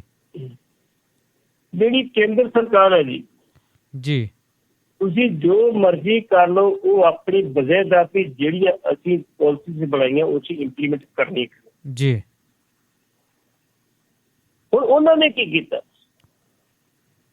ਉਹ ਕਹਿੰਦੇ ਇੱਕ ਲਿਮਟ ਆ ਜੀ, ਜਿਹੜੀਆਂ ਸਟੇਟ ਗਵਰਨਮੈਂਟ ਉਹਨਾਂ ਨੂੰ ਕਰਜ਼ੇ ਚਾਹੀਦੇ ਹੁੰਦੇ ਜੀ, ਉਹ ਕਹਿੰਦੇ 23 ਸੂਬਿਆਂ ਨੇ ਸਾਡੀਆਂ ਕੇਂਦਰ ਦੀਆਂ ਤਜਵੀਜ਼ਾਂ ਨੂੰ ਮੰਨ ਲਿਆ ਵਾ ਤੇ ਪਿਛਲੇ ਜਿਹੜਾ ਵਿੱਤੀ ਸਾਲ ਦੀ ਉਹ 'ਚ 1.6 ਲੱਖ ਵਾਧੂ ਸਾਡੇ ਕੋਲ 1 ਲੱਖ ਕਰੋੜ ਵਾਧੂ ਕਰਜ਼ਾ ਲਿਆ ਜੀ। ਪਾਲਿਸੀ ਕੀ ਨੇ, ਉਹ ਕਹਿੰਦੇ ਆ ਵੀ ਤੁਹਾਨੂੰ ਇਹ ਪਾਲਿਸੀ ਵੀ ਇੱਕ ਤੇ ਬੰਨੋ ਵੀ ਇੱਕ ਦੇਸ਼ ਇੱਕ ਰਾਸ਼ਨ ਕਾਰਡ ਜੀ, ਦੂਜਾ ਬਿਜਲੀ ਦੀਆਂ ਸਬਸਿਡੀਆਂ ਦਰ ਸਾਰੀਆਂ ਸਕੀਮਾਂ ਬੰਦ ਕਰ ਦਿਓ ਜੀ। ਤੇ ਤੀਜਾ ਸਿੱਧੀ ਅਦਾਇਗੀ ਪ੍ਰਣਾਲੀ ਨੂੰ ਲਾਗੂ ਕੀਤਾ ਜਾਵੇ ਜੀ। ਉਹ ਕਹਿੰਦੇ ਇਹਨਾਂ ਤਿੰਨਾਂ ਦੇ ਤੇ ਅਸੀਂ ਦੇਸ਼ ਨੂੰ ਆਤਮ ਨਿਰਭਰ ਬਣਾਓ। ਜੀ। ਹੁਣ ਪੰਜਾਬ ਦੇ ਵਿੱਚ ਕਿਸਾਨਾਂ ਨੂੰ ਬਿਜਲੀ ਅੱਜ ਵੀ ਫਰੀ ਹੈ, ਭਾਵੇਂ ਜਿੰਨਾ ਮਰਜ਼ੀ ਕਰਜ਼ਾ ਲੈ ਲਿਆ ਤੇ ਜਿੰਨੀ ਤੁਹਾਡੀ GDP ਪੰਜਾਬ ਦੀ ਹੈਗੀ ਆ, ਉਹਦੇ ਹਿਸਾਬ ਤੇ ਤੁਹਾਨੂੰ ਸਿਰਫ 2% ਕਰਜ਼ਾ ਮਿਲਣਾ ਉੱਥੋਂ ਸੈਂਟਰ ਕੋਲ ਜੀ, ਬਾਕੀ ਨਹੀਂ ਮਿਲਣਾ ਕਰਜ਼ਾ ਤੁਹਾਨੂੰ। ਹੁਣ ਸਰਕਾਰ ਚਾਹੁੰਦੀ ਆ ਕਿ ਜਾਂ ਤੇ ਇਹ ਲਾਗੂ ਕਰੋ, ਨਹੀਂ ਤੇ ਤੁਹਾਨੂੰ ਕੋਈ ਕਰਜ਼ਾ ਨਹੀਂ ਮਿਲਣਾ, ਕੋਈ GST ਨਹੀਂ ਮਿਲਣਾ। ਜਦੋਂ GST ਜਦੋਂ ਲਾਗੂ ਕੀਤਾ ਗਿਆ ਸੀ, ਸਾਡੇ ਵਿੱਤ ਮੰਤਰੀ ਸਾਹਿਬ ਨੇ ਬੜੀ ਪ੍ਰੋੜਤਾ ਕੀਤੀ ਸੀ, ਬੜਾ ਵਧੀਆ ਹੋ ਗਿਆ ਜੀ। ਹੇਰਾਫੇਰੀ ਖਤਮ ਹੋ ਜਾਏਗੀ, ਦੇਸ਼ ਖੁਸ਼ਹਾਲ ਹੋ ਜਾਏਗਾ। ਤੇ ਜਦੋਂ ਕੇਂਦਰ ਨੇ ਉਹ ਟੈਸਟ ਲੈ ਕੇ ਆਪਣੇ ਕੋਲ ਰੱਖ ਲਿਆ, ਕਹਿੰਦਾ ਸਾਡੇ ਕੋਲ ਤਾਂ ਇਹ ਕੁਛ ਨਹੀਂ ਜੀ, ਤੇ ਫਿਰ ਚੀਕਾਂ ਮਾਰਦੇ ਸੀ, ਨਹੀਂ ਜੀ ਗਲਤੀ ਹੋ ਗਈ ਜੀ। ਹੁਣ ਉਹਦੇ ਵਿੱਚ ਇਹ ਕਹਿੰਦੇ ਕਿ 2% ਕਰਜ਼ਾ ਮਿਲਣਾ ਵਾ। ਜੇ ਪੰਜਾਬ ਦੇ ਵਿੱਚੋਂ ਅੱਜ ਸਬਸਿਡੀ ਖਤਮ ਕਰਦੇ ਤੇ ਕਿਸਾਨਾਂ ਨੇ ਇੱਕ ਮੋਰਚਾ ਸ਼ੁਰੂ ਕਰ ਦੇਣਾ ਕਿ ਤੁਸੀਂ ਸਾਡੀ ਜਿਹੜੀ ਬਿਜਲੀ ਮਾਫੀ ਕਿਵੇਂ ਕਰ ਸਕਦੇ ਜੀ, ਕਿਵੇਂ ਰੋਕ ਸਕਦੇ ਕਿਸਾਨ। ਫਿਰ ਜਿਹੜਾ ਇੱਕ ਰਾਸ਼ਨ ਇੱਕ ਦੇਸ਼ ਇੱਕ ਰਾਸ਼ਨ, ਚਲੋ ਪਾਲਿਸੀ ਚੰਗੀ ਮਾਰੀ ਨਹੀਂ, ਚੰਗੀ ਪਾਲਿਸੀ ਹੈ, ਲੇਕਿਨ ਉਹ ਇਮੀਡੀਏਟਲੀ ਲਾਗੂ ਕਰਨਾ ਬੜਾ ਮੁਸ਼ਕਲ ਹੈ। ਇੰਨੀ ਜਲਦੀ ਲਾਗੂ ਨਹੀਂ, ਸਮਾਂ ਟਾਈਮ ਹੋਣ ਕੀਤਾ ਜਾਣਾ ਚਾਹੀਦਾ ਵੀ ਇਹਦੇ ਵਿੱਚ ਲਾਗੂ ਕਰੋ ਤੁਸੀਂ। ਜੀ ਬਿਲਕੁਲ। ਇਸ ਕਰਕੇ ਆਰਥਿਕ ਸੁਧਾਰਾਂ ਦੀ ਨਾਂ ਲੈ ਕੇ ਜਿਹੜੀ ਆ ਉਹ ਕੇਂਦਰ ਜਿਹੜੀ ਆ ਉਹ ਸੂਬਿਆਂ ਦਾ ਸ਼ੋਸ਼ਣ ਕਰ ਰਹੀ ਹੈ। BJP ਸ਼ਾਸਨ ਵਾਲੇ ਜਿਹੜੇ ਹੈਗੇ ਨੇ ਸਟੇਟਾਂ ਹੈਗੀਆਂ ਨੇ ਜੀ, ਉਹਨਾਂ ਦੀ ਜ਼ਰੂਰ ਉਹ ਸੁਣਵਾਈ ਕਰ ਰਹੀ ਹੈ ਤੇ ਬਾਕੀ ਨੂੰ ਜਿਹੜਾ ਉਹ ਦਰਕਨਾਰ ਕਰ ਰਹੀ ਹੈ ਤੇ ਆਉਣ ਵਾਲੀ ਸਮੇਂ ਕਿਤੇ ਸਿਵਲ ਵਾਰ ਸ਼ੁਰੂ ਹੋ ਜਾਏਗੀ। ਜੀ ਜੀ ਬਿਲਕੁਲ ਜੀ। ਸੋ ਦੇਖਦੇ ਹਾਂ ਜੀ, ਸਰਕਾਰ ਦੇ ਵੱਲੋਂ ਇਹ ਕਈਆਂ ਹੈਗੀਆਂ ਗੱਲਾਂ ਦੇਸ਼ ਨੂੰ ਕਿੱਧਰ ਲੈ ਕੇ ਜਾਂਦੀਆਂ ਨੇ। ਤੇ ਹੁਣ ਪਟਿਆਲਾ ਦੀ ਮੈਂ ਗੱਲ ਕਰਨੀ ਚਾਹੂੰਗਾ ਪ੍ਰੋਗਰਾਮ ਖਤਮ ਕਰਨ ਤੋਂ ਪਹਿਲਾਂ। ਤੇ ਪਟਿਆਲਾ ਜਿੱਥੇ ਫੜੀ ਗਈ ਹੈ ਸ਼ਰਾਬ ਦੀ ਫੈਕਟਰੀ, ਤੋ ਰਾਜੇ ਦਾ ਆਪਣਾ ਸ਼ਹਿਰ ਹੈ ਜੀ, ਕੈਪਟਨ ਅਮਰਿੰਦਰ ਸਿੰਘ ਜੀ ਦਾ। ਸੋ ਮੁੱਖ ਮੰਤਰੀ ਦੇ ਆਪਦੇ ਸ਼ਹਿਰ ਤੋਂ ਸ਼ਰਾਬ ਦੀਆਂ ਫੈਕਟਰੀਆਂ ਫੜੀਆਂ ਜਾ ਰਹੀਆਂ ਨੇ ਤੇ ਮੇਰਾ ਖਿਆਲ ਹੈ ਕੁਝ ਬੰਦੇ ਉੱਥੇ ਗ੍ਰਿਫਤਾਰ ਵੀ ਕੀਤੇ ਗਏ ਆ ਤੇ ਸ਼ਾਇਦ ਫੈਕਟਰੀ ਉਹ ਢਾਹ ਵੀ ਦਿੱਤੀ ਗਈ ਸੀ ਸਾਰੀ। ਜੀ ਕੀ ਫਾਇਦਾ ਜੀ? ਜੀ ਕੀ ਫਾਇਦਾ? ਉਹ ਸ਼ਰਾਬ ਫੈਕਟਰੀ ਬਣ ਕਿਵੇਂ ਗਈ?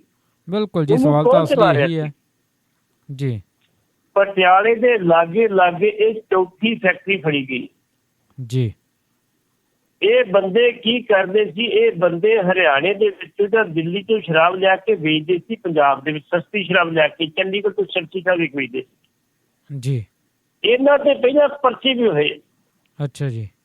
ਪਹਿਲਾਂ ਇਹਨਾਂ ਸਮਾਨ ਖਰੀਦਿਆ, ਜਿਹੜੀ ਸੀ ਬੋਤਲਾਂ, ਖਾਲੀ ਬੋਤਲਾਂ ਖਰੀਦੀਆਂ, ਬੱਦੀ ਤੋਂ ਖਰੀਦ ਲਿਆ, ਢੱਕਣ ਕਿਤੋਂ ਖਰੀਦੇ, ਖਰੀਦ ਖਰੂਦ ਕੇ ਇਹਨਾਂ ਸ਼ਰਾਬ ਬਣਾਉਣੀ ਸ਼ੁਰੂ ਕਰ ਦਿੱਤੀ, ਪੂਰੀ ਪੈਕਿੰਗ ਸ਼ੁਰੂ ਕਰ ਦਿੱਤੀ, ਸਾਰਾ ਸਿਸਟਮ ਪੂਰਾ ਬਣਾ ਲਿਆ ਇਹਨਾਂ ਨੇ। ਜਦੋਂ ਉਹਨਾਂ ਨੇ ਸ਼ਰਾਬ ਬਣਾਉਣੀ ਸ਼ੁਰੂ ਕਰ ਦਿੱਤੀ ਤੇ ਭਾਈ ਫਿਰ ਸਰਕਾਰ ਪੁਲਿਸ ਕਿੱਥੇ ਸੁੱਤੀ ਰਹੀ। ਸਾਡੇ ਕਹਿੰਦੇ ਹੁੰਦੇ ਨਾ ਆਮ ਤੌਰ ਤੇ ਪੁਲਿਸ ਨੂੰ ਪਤਾ ਹੁੰਦਾ ਵੀ ਕਿਹੜੀ ਘਟਨਾ ਵਾਪਰਨੀ ਆ। ਸਾਡੀ ਪੁਲਿਸ ਨੂੰ ਪਹਿਲਾਂ ਪਤਾ ਹੁੰਦਾ ਵੀ ਆਹ ਦਾ ਬੰਦੇ ਦਾ ਕਤਲ ਹੋਣਾ ਜੀ। ਉਹ ਸਾਡਾ ਹੁਣ ਇੱਥੇ ਹੈ, ਇੱਥੇ ਵੀ ਇਹਨਾਂ ਨੂੰ ਪਤਾ ਸੀ ਵੀ ਇਹ ਸ਼ਰਾਬ ਦੀ ਫੈਕਟਰੀ ਲੱਗੀ ਹੈ ਜੀ। ਸ਼ਰਾਬ ਦੀ ਫੈਕਟਰੀ ਜਿਹੜੀ ਆ ਇਹਨਾਂ ਦੇ ਬਗੈਰ ਨਹੀਂ ਲੱਗ ਸਕਦੀ, ਆਪਣੇ ਦੇ ਜਿਹੜੀ ਸਰਕਾਰ ਦੇ ਬਗੈਰ, ਪੁਲਿਸ ਦੇ ਬਗੈਰ ਜੀ। ਪੁਲਿਸ ਦੀ ਮਿਲੀ ਭੁਗਤ ਦੇ ਬਗੈਰ ਫੈਕਟਰੀ ਬਿਲਕੁਲ ਨਹੀਂ ਚੱਲ ਸਕਦੀ, ਜੋ ਮਰਜ਼ੀ ਕਰ ਲਓ ਤੁਸੀਂ ਜੀ। ਜਦੋਂ ਉਹਨਾਂ ਦਾ ਮਹੀਨਾ ਨਹੀਂ ਆਇਆ ਹੋਊਗਾ ਜਾਂ ਕੋਈ ਇਮਾਨਦਾਰ ਅਫਸਰ ਆ ਗਿਆ ਹੋਊਗਾ, ਉਦੋਂ ਕਹਿਤਾ ਭਾਈ ਇੱਧਰ ਆ ਜਾਓ, ਇਸ ਪਾਸੇ ਤੁਸੀਂ ਆ ਜਾਓ, ਲੋੜ ਨਹੀਂ ਹੈਗੀ ਜੀ। ਹੁਣ ਨਾ ਸ਼ਰਾਬ 3 ਬੰਦੇ ਗ੍ਰਿਫਤਾਰ ਵੀ ਕਰ ਲਏ। ਜੇ ਤੁਸੀਂ ਇਹਦੀ ਫੋਟੋ ਵੇਖੋ ਤੇ ਵੇਖੋ ਸਿਸਟਮ ਕਿੰਨੇ ਲਾਏ ਆ, ਕਿੰਨੀ ਵਧੀਆ ਮਸ਼ੀਨਰੀ ਲਾਈ ਆ, ਕਿੰਨਾ ਵਧੀਆ ਗੈਸ ਸਿਲੰਡਰ ਲਾਇਆ, ਕਿੰਨੇ ਵਧੀਆ ਪੀਪੇ ਜਿਹੇ ਲਾਏ, ਬੜਾ ਸੋਹਣਾ ਸਿਸਟਮ ਲਾਇਆ ਜੀ। ਜੀ 41,000 ਬੋਤਲਾਂ ਫੜੀਆਂ ਉਹਨਾਂ ਦੇ ਕੋਲ। ਅੱਛਾ ਜੀ। ਨਹੀਂ 41,000 ਬੋਤਲਾਂ ਦੇ ਲੇਬਲ ਦੇ ਲਗਾਉਣੇ ਸੀ, ਉਹ ਫੜੇ ਗਏ ਨੇ। ਅੱਛਾ ਅੱਛਾ ਜੀ। ਫਿਰ ਕੁੱਲ 10,000 ਢੱਕਣ ਫੜੇ ਗਏ ਨੇ ਉਹਨਾਂ ਕੋਲ। ਅੱਛਾ ਜੀ, ਇੰਨੀ ਵੱਡੀ ਗਿਣਤੀ। ਹਾਂਜੀ, ਤੇ 16,000 ਖਾਲੀ ਬੋਤਲਾਂ ਜਿਹੜੀਆਂ ਉਹ ਫੜੀਆਂ ਗਈਆਂ ਪਲਾਸਟਿਕ ਦੀਆਂ। ਅੱਛਾ ਜੀ। ਤੇ 42 ਵਿੱਚ ਫਲੇਵਰ ਜਿਹੜਾ ਬੋਲੇ ਸੀ ਵੀ ਆਹ ਤੁਹਾਡੀ ਮੈਕਡਾਵਲ ਬਣ ਗਈ ਹੈ ਜੀ, ਤੁਹਾਡੀ ਰੈਡ ਲਾਈਟ ਬਣ ਗਈ ਹੈ ਜੀ, ਤੁਹਾਡੀ ਆਰਸੀ ਬਣ ਗਈ, ਉਹ ਬੋਲੇ ਸੀ ਉਹ। ਅੱਛਾ ਜੀ। ਸੰਤਰੇ ਦੇ ਜਿਹੜੇ ਸੀ ਫਲੇਵਰ ਫੜੇ ਗਏ ਨੇ। ਜੀ। ਇਸ ਕਰਕੇ ਇਹਨਾਂ ਦੇ ਕੋਲ ਇਹ ਫੜੇ ਜਾਣੇ ਇਹ ਸਾਬਤ ਕਰਦੇ ਕਿ ਪੰਜਾਬ ਦੇ ਵਿੱਚ ਇਸ ਵੇਲੇ ਕੋਈ ਵੀ ਸ਼ਾਸਨ ਨਹੀਂ। ਅਸੀਂ ਸੁਸ਼ਾਸਨ ਦੀ ਗੱਲ ਕਰਦੇ, ਸ਼ਾਸਨ ਹੀ ਕੋਈ ਨਹੀਂ ਹੈਗਾ, ਪ੍ਰਸ਼ਾਸਨ ਹੀ ਕੋਈ ਨਹੀਂ ਹੈਗਾ ਜੀ। ਹੁਣ ਜੇ ਬੰਦੇ ਬਣੇ ਜੇ ਇਹਨਾਂ ਦੀ ਪੂਰੀ ਪੜਤਾਲ ਕੀਤੀ ਜਾਵੇ ਤੇ ਇਹਨਾਂ ਦੇ ਪਿੱਛੇ ਵੀ ਤੁਹਾਨੂੰ ਕੋਈ ਸਿਆਸੀ ਆਗੂ ਨਜ਼ਰ ਆਏਗਾ। ਜੀ। ਜਦੋਂ ਪਹਿਲਾਂ 2 ਫੈਕਟਰੀਆਂ ਫੜੀਆਂ ਗਈਆਂ ਸੀ ਉਦੋਂ ਵੀ 2-3 MLA ਦੇ ਨਾਂ ਆਉਂਦੇ ਸੀ, ਫਲਾਣਾ MLA ਪਿੱਛੇ ਦੀ, ਢਿੰਗੜਾ MLA ਪਿੱਛੇ ਆ ਜੀ। ਲੇਕਿਨ ਸਰਕਾਰ ਨੇ ਉਹਨਾਂ ਨੂੰ ਹਾਕ ਮਾਰ ਕੇ ਨਹੀਂ ਪਿੱਛੇ ਤੁਹਾਡਾ ਨਾਂ ਆਉਂਦਾ ਜੀ। ਕਰਿੰਦਿਆਂ ਦੇ ਪਰਚੇ ਦੇ ਦਿਓ, ਜਿਹੜੇ 5-5 10-10 ਹਜ਼ਾਰ ਤੇ ਨੌਕਰੀ ਲੱਗੇ ਉਹਨਾਂ ਦੇ ਪਰਚੇ ਦੇ ਦਿਓ, ਜਿਹੜੇ ਅਸਲੀ ਮਾਲਕ ਨੇ ਉਹ ਬਚ ਜਾਂਦੇ ਨੇ। ਜਿੰਨਾ ਚਿਰ ਅਸਲੀ ਮਾਲਕਾਂ ਦੇ ਨਹੀਂ ਪਰਚੇ ਹੁੰਦੇ ਉਹਨਾਂ ਚਿਰ ਇਹ ਕੰਮ ਚੱਲਦਾ ਰਹੇਗਾ। ਗਾਂ ਵੀ ਇਸੇ ਤਰ੍ਹਾਂ ਸ਼ਰਾਬ ਜਿਹੜੀ ਨਕਲੀ ਬਣਦੀ ਰਹੇਗੀ, ਜਿਹੜੀ ਲੋਕਾਂ ਦੀ ਕਿਡਨੀਆਂ ਨੂੰ ਖਰਾਬ ਕਰੇਗੀ, ਲੋਕਾਂ ਦੀ ਸਿਹਤ ਨੂੰ ਖਰਾਬ ਕਰੇਗੀ ਤੇ ਕੈਪਟਨ ਸਾਹਿਬ ਦੇ ਘਰ ਭਰਦੇ ਰਹਿਣਗੇ। ਜੀ ਜੀ ਬਿਲਕੁਲ ਜੀ। ਸੋ ਮਸਲਾ ਕੋਈ ਵੀ ਹੋਵੇ ਪਰ ਜਦੋਂ ਲੋਕਾਂ ਦੇ ਨਾਲ ਜੁੜ ਜਾਂਦਾ ਲੋਕ, ਖਾਸ ਕਰਕੇ ਲੋਕਾਂ ਦੀ ਸਿਹਤ, ਤਾਂ ਉਹ ਧਿਆਨ ਜ਼ਰੂਰ ਮੰਗਦਾ ਹੈ। ਸੋ ਇਸੇ ਲਈ ਸਾਡਾ ਮੰਤਵ ਇਹੀ ਹੁੰਦਾ ਕਿ ਅਸੀਂ ਹਰ ਤਰ੍ਹਾਂ ਦੀ ਇਹਨਾਂ ਖਬਰਾਂ ਦੇ ਬਾਰੇ ਡਿਸਕਸ਼ਨ ਕਰੀਏ। ਦੇਖੋ ਮੈਂ ਤੁਹਾਡੇ ਨਾਲ ਇੱਕ ਗੱਲ ਸਾਂਝੀ ਕਰਨਾ ਚਾਹੁੰਦਾ। ਜੀ ਜੀ ਜੀ। ਉੱਤਰ ਪ੍ਰਦੇਸ਼ ਦੇ ਵਿੱਚ 1999 ਦੇ ਵਿੱਚ ਚਾਈਲਡ ਕੇਅਰ ਦਫ਼ਤਰ ਖੋਲ੍ਹਿਆ ਗਿਆ ਜੀ। ਉੱਥੇ ਜਿਹੜੇ ਸੀ 22 ਬੰਦੇ ਭਰਤੀ ਕੀਤੇ ਗਏ। ਕੋਈ ਕਲਰਕ ਭਰਤੀ ਕੀਤਾ, ਕੋਈ ਸੇਵਾਦਾਰ ਭਰਤੀ ਕੀਤਾ, ਕੋਈ ਪੀਐਸ ਭਰਤੀ ਕੀਤਾ, ਕੋਈ ਸਿਪਾਹੀ ਭਰਤੀ ਕੀਤਾ, 22 ਬੰਦੇ ਭਰਤੀ ਕੀਤੇ। ਅੱਛਾ ਜੀ। ਉਦੋਂ ਤੋਂ ਲੈ ਕੇ ਹੁਣ ਤੱਕ ਕਰੀਬ 18 ਬੰਦੇ ਪੈਨਸ਼ਨਾਂ ਲੈ ਕੇ ਵੀ ਰਿਟਾਇਰ ਹੋ ਗਿਆ। ਜੀ। ਇੱਕ ਵੀ ਕੰਮ ਨਹੀਂ ਕੀਤਾ, ਬਿਨਾਂ ਕੰਮ ਕੀਤਿਆਂ ਤੇ ਜਿਹੜੇ ਸੀ ਉਹਨਾਂ ਦੀ ਤਨਖਾਹਾਂ ਲਈਆਂ ਸਾਰੇ। ਜੀ। ਤੇ 12 ਮੁੱਖ ਮੰਤਰੀ ਬਣ ਚੁੱਕੇ ਨੇ ਸਮੇਂ ਦੇ ਵਿੱਚ। ਅੱਛਾ ਜੀ।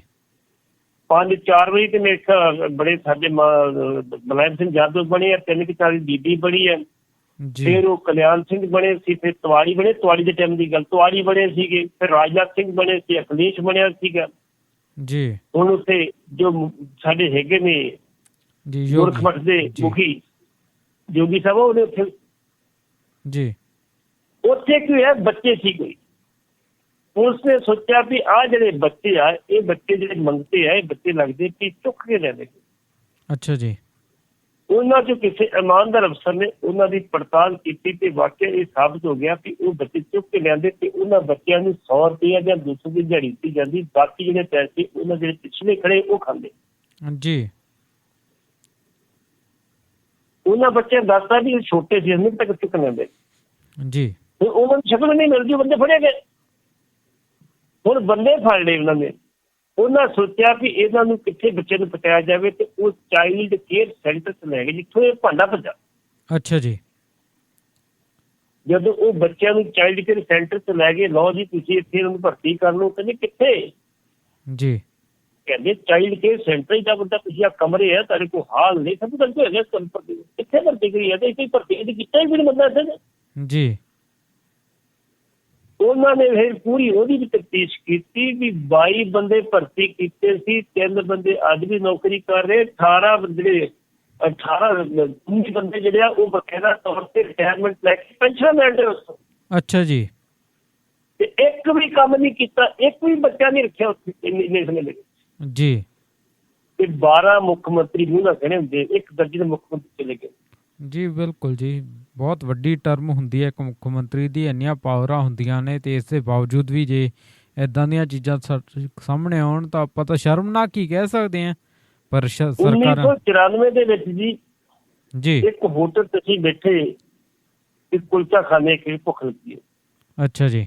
ਮੇਰੇ ਨਾਲ ਇੱਕ ਬੰਦਾ ਹੋਰ ਸੀ, ਉਹ ਕਹਿਣ ਲੱਗਾ ਵੀ ਇੱਕ ਬੰਦਾ ਹੋਰ ਥੋੜੇ ਜਿਹੇ ਨਾਲੇ ਕੱਪੜੇ ਪਾਏ ਸੀ ਤੇ ਵੀ ਕੁਲਚਾ ਖਾਣਾ ਸੀ ਜੀ। ਉਹਨੂੰ ਕਹਿੰਦਾ ਪ੍ਰਧਾਨ ਕੀ ਹਾਲ ਚਾਲ ਆ ਜੀ, ਇਹ ਕਹਿੰਦਾ ਠੀਕ ਹੈ ਜੀ ਜੀ। ਮੈਂ ਉਹਨੂੰ ਸਰਚ ਵੀ ਪੁੱਛ ਲਿਆ, ਮੈਂ ਕਿਹਾ ਕੌਣ ਆ ਇਹ, ਕਹਿੰਦਾ ਮੰਗਤਾ ਯੂਨੀਅਨ ਦਾ ਪ੍ਰਧਾਨ ਹੈ। ਅੱਛਾ ਜੀ। ਮੈਂ ਕਿਹਾ ਕਿਆ ਬਾਤ ਹੈ, ਮੈਂ ਕਿਹਾ ਬੁਲਾਇਆ ਨਹੀਂ ਉਹਨੂੰ, ਮੈਂ ਕਿਹਾ ਦਾਰੂ ਪੀ ਲੈਣਾ ਹੁੰਦਾ, ਕਹਿੰਦਾ ਪੀ ਲਈ ਦਾ। ਮੈਂ ਕਿਹਾ ਠੀਕ ਹੈ ਜੀ। ਮੈਂ ਉਹ ਮੁੰਡੇ ਨੂੰ ਕਿਹਾ, ਮੈਂ ਕਿਹਾ ਪੈਸੇ ਫੜ ਤੇ ਦਾਰੂ ਦੀ ਬੋਤਲ ਲੈ। ਅੱਛਾ ਜੀ। ਅਸੀਂ ਉਹਨੂੰ ਵਿਸਕੀ ਗਏ ਜੀ। ਰਿਪੋਰਟ ਮੈਨੂੰ ਹੈਗਾ ਸੀ ਵੀ ਕਿਤੇ ਕਿਤੇ ਗੜਬੜ ਹੈਗੀ ਹੈ, ਜਿਹੜੀ ਨਾ ਮੰਗਤੇ ਤੇ ਗੜਬੜ ਜਿਹੜੇ ਕਰਦੇ ਜੀ। ਉਹਨੂੰ ਜਦੋਂ ਪੁੱਛਿਆ ਫਿਰ ਉਹ ਪਟਾਕੇ ਨੂੰ ਹੁੰਦਾ ਦਾਰੂ ਪੀ ਗਏ ਜੀ।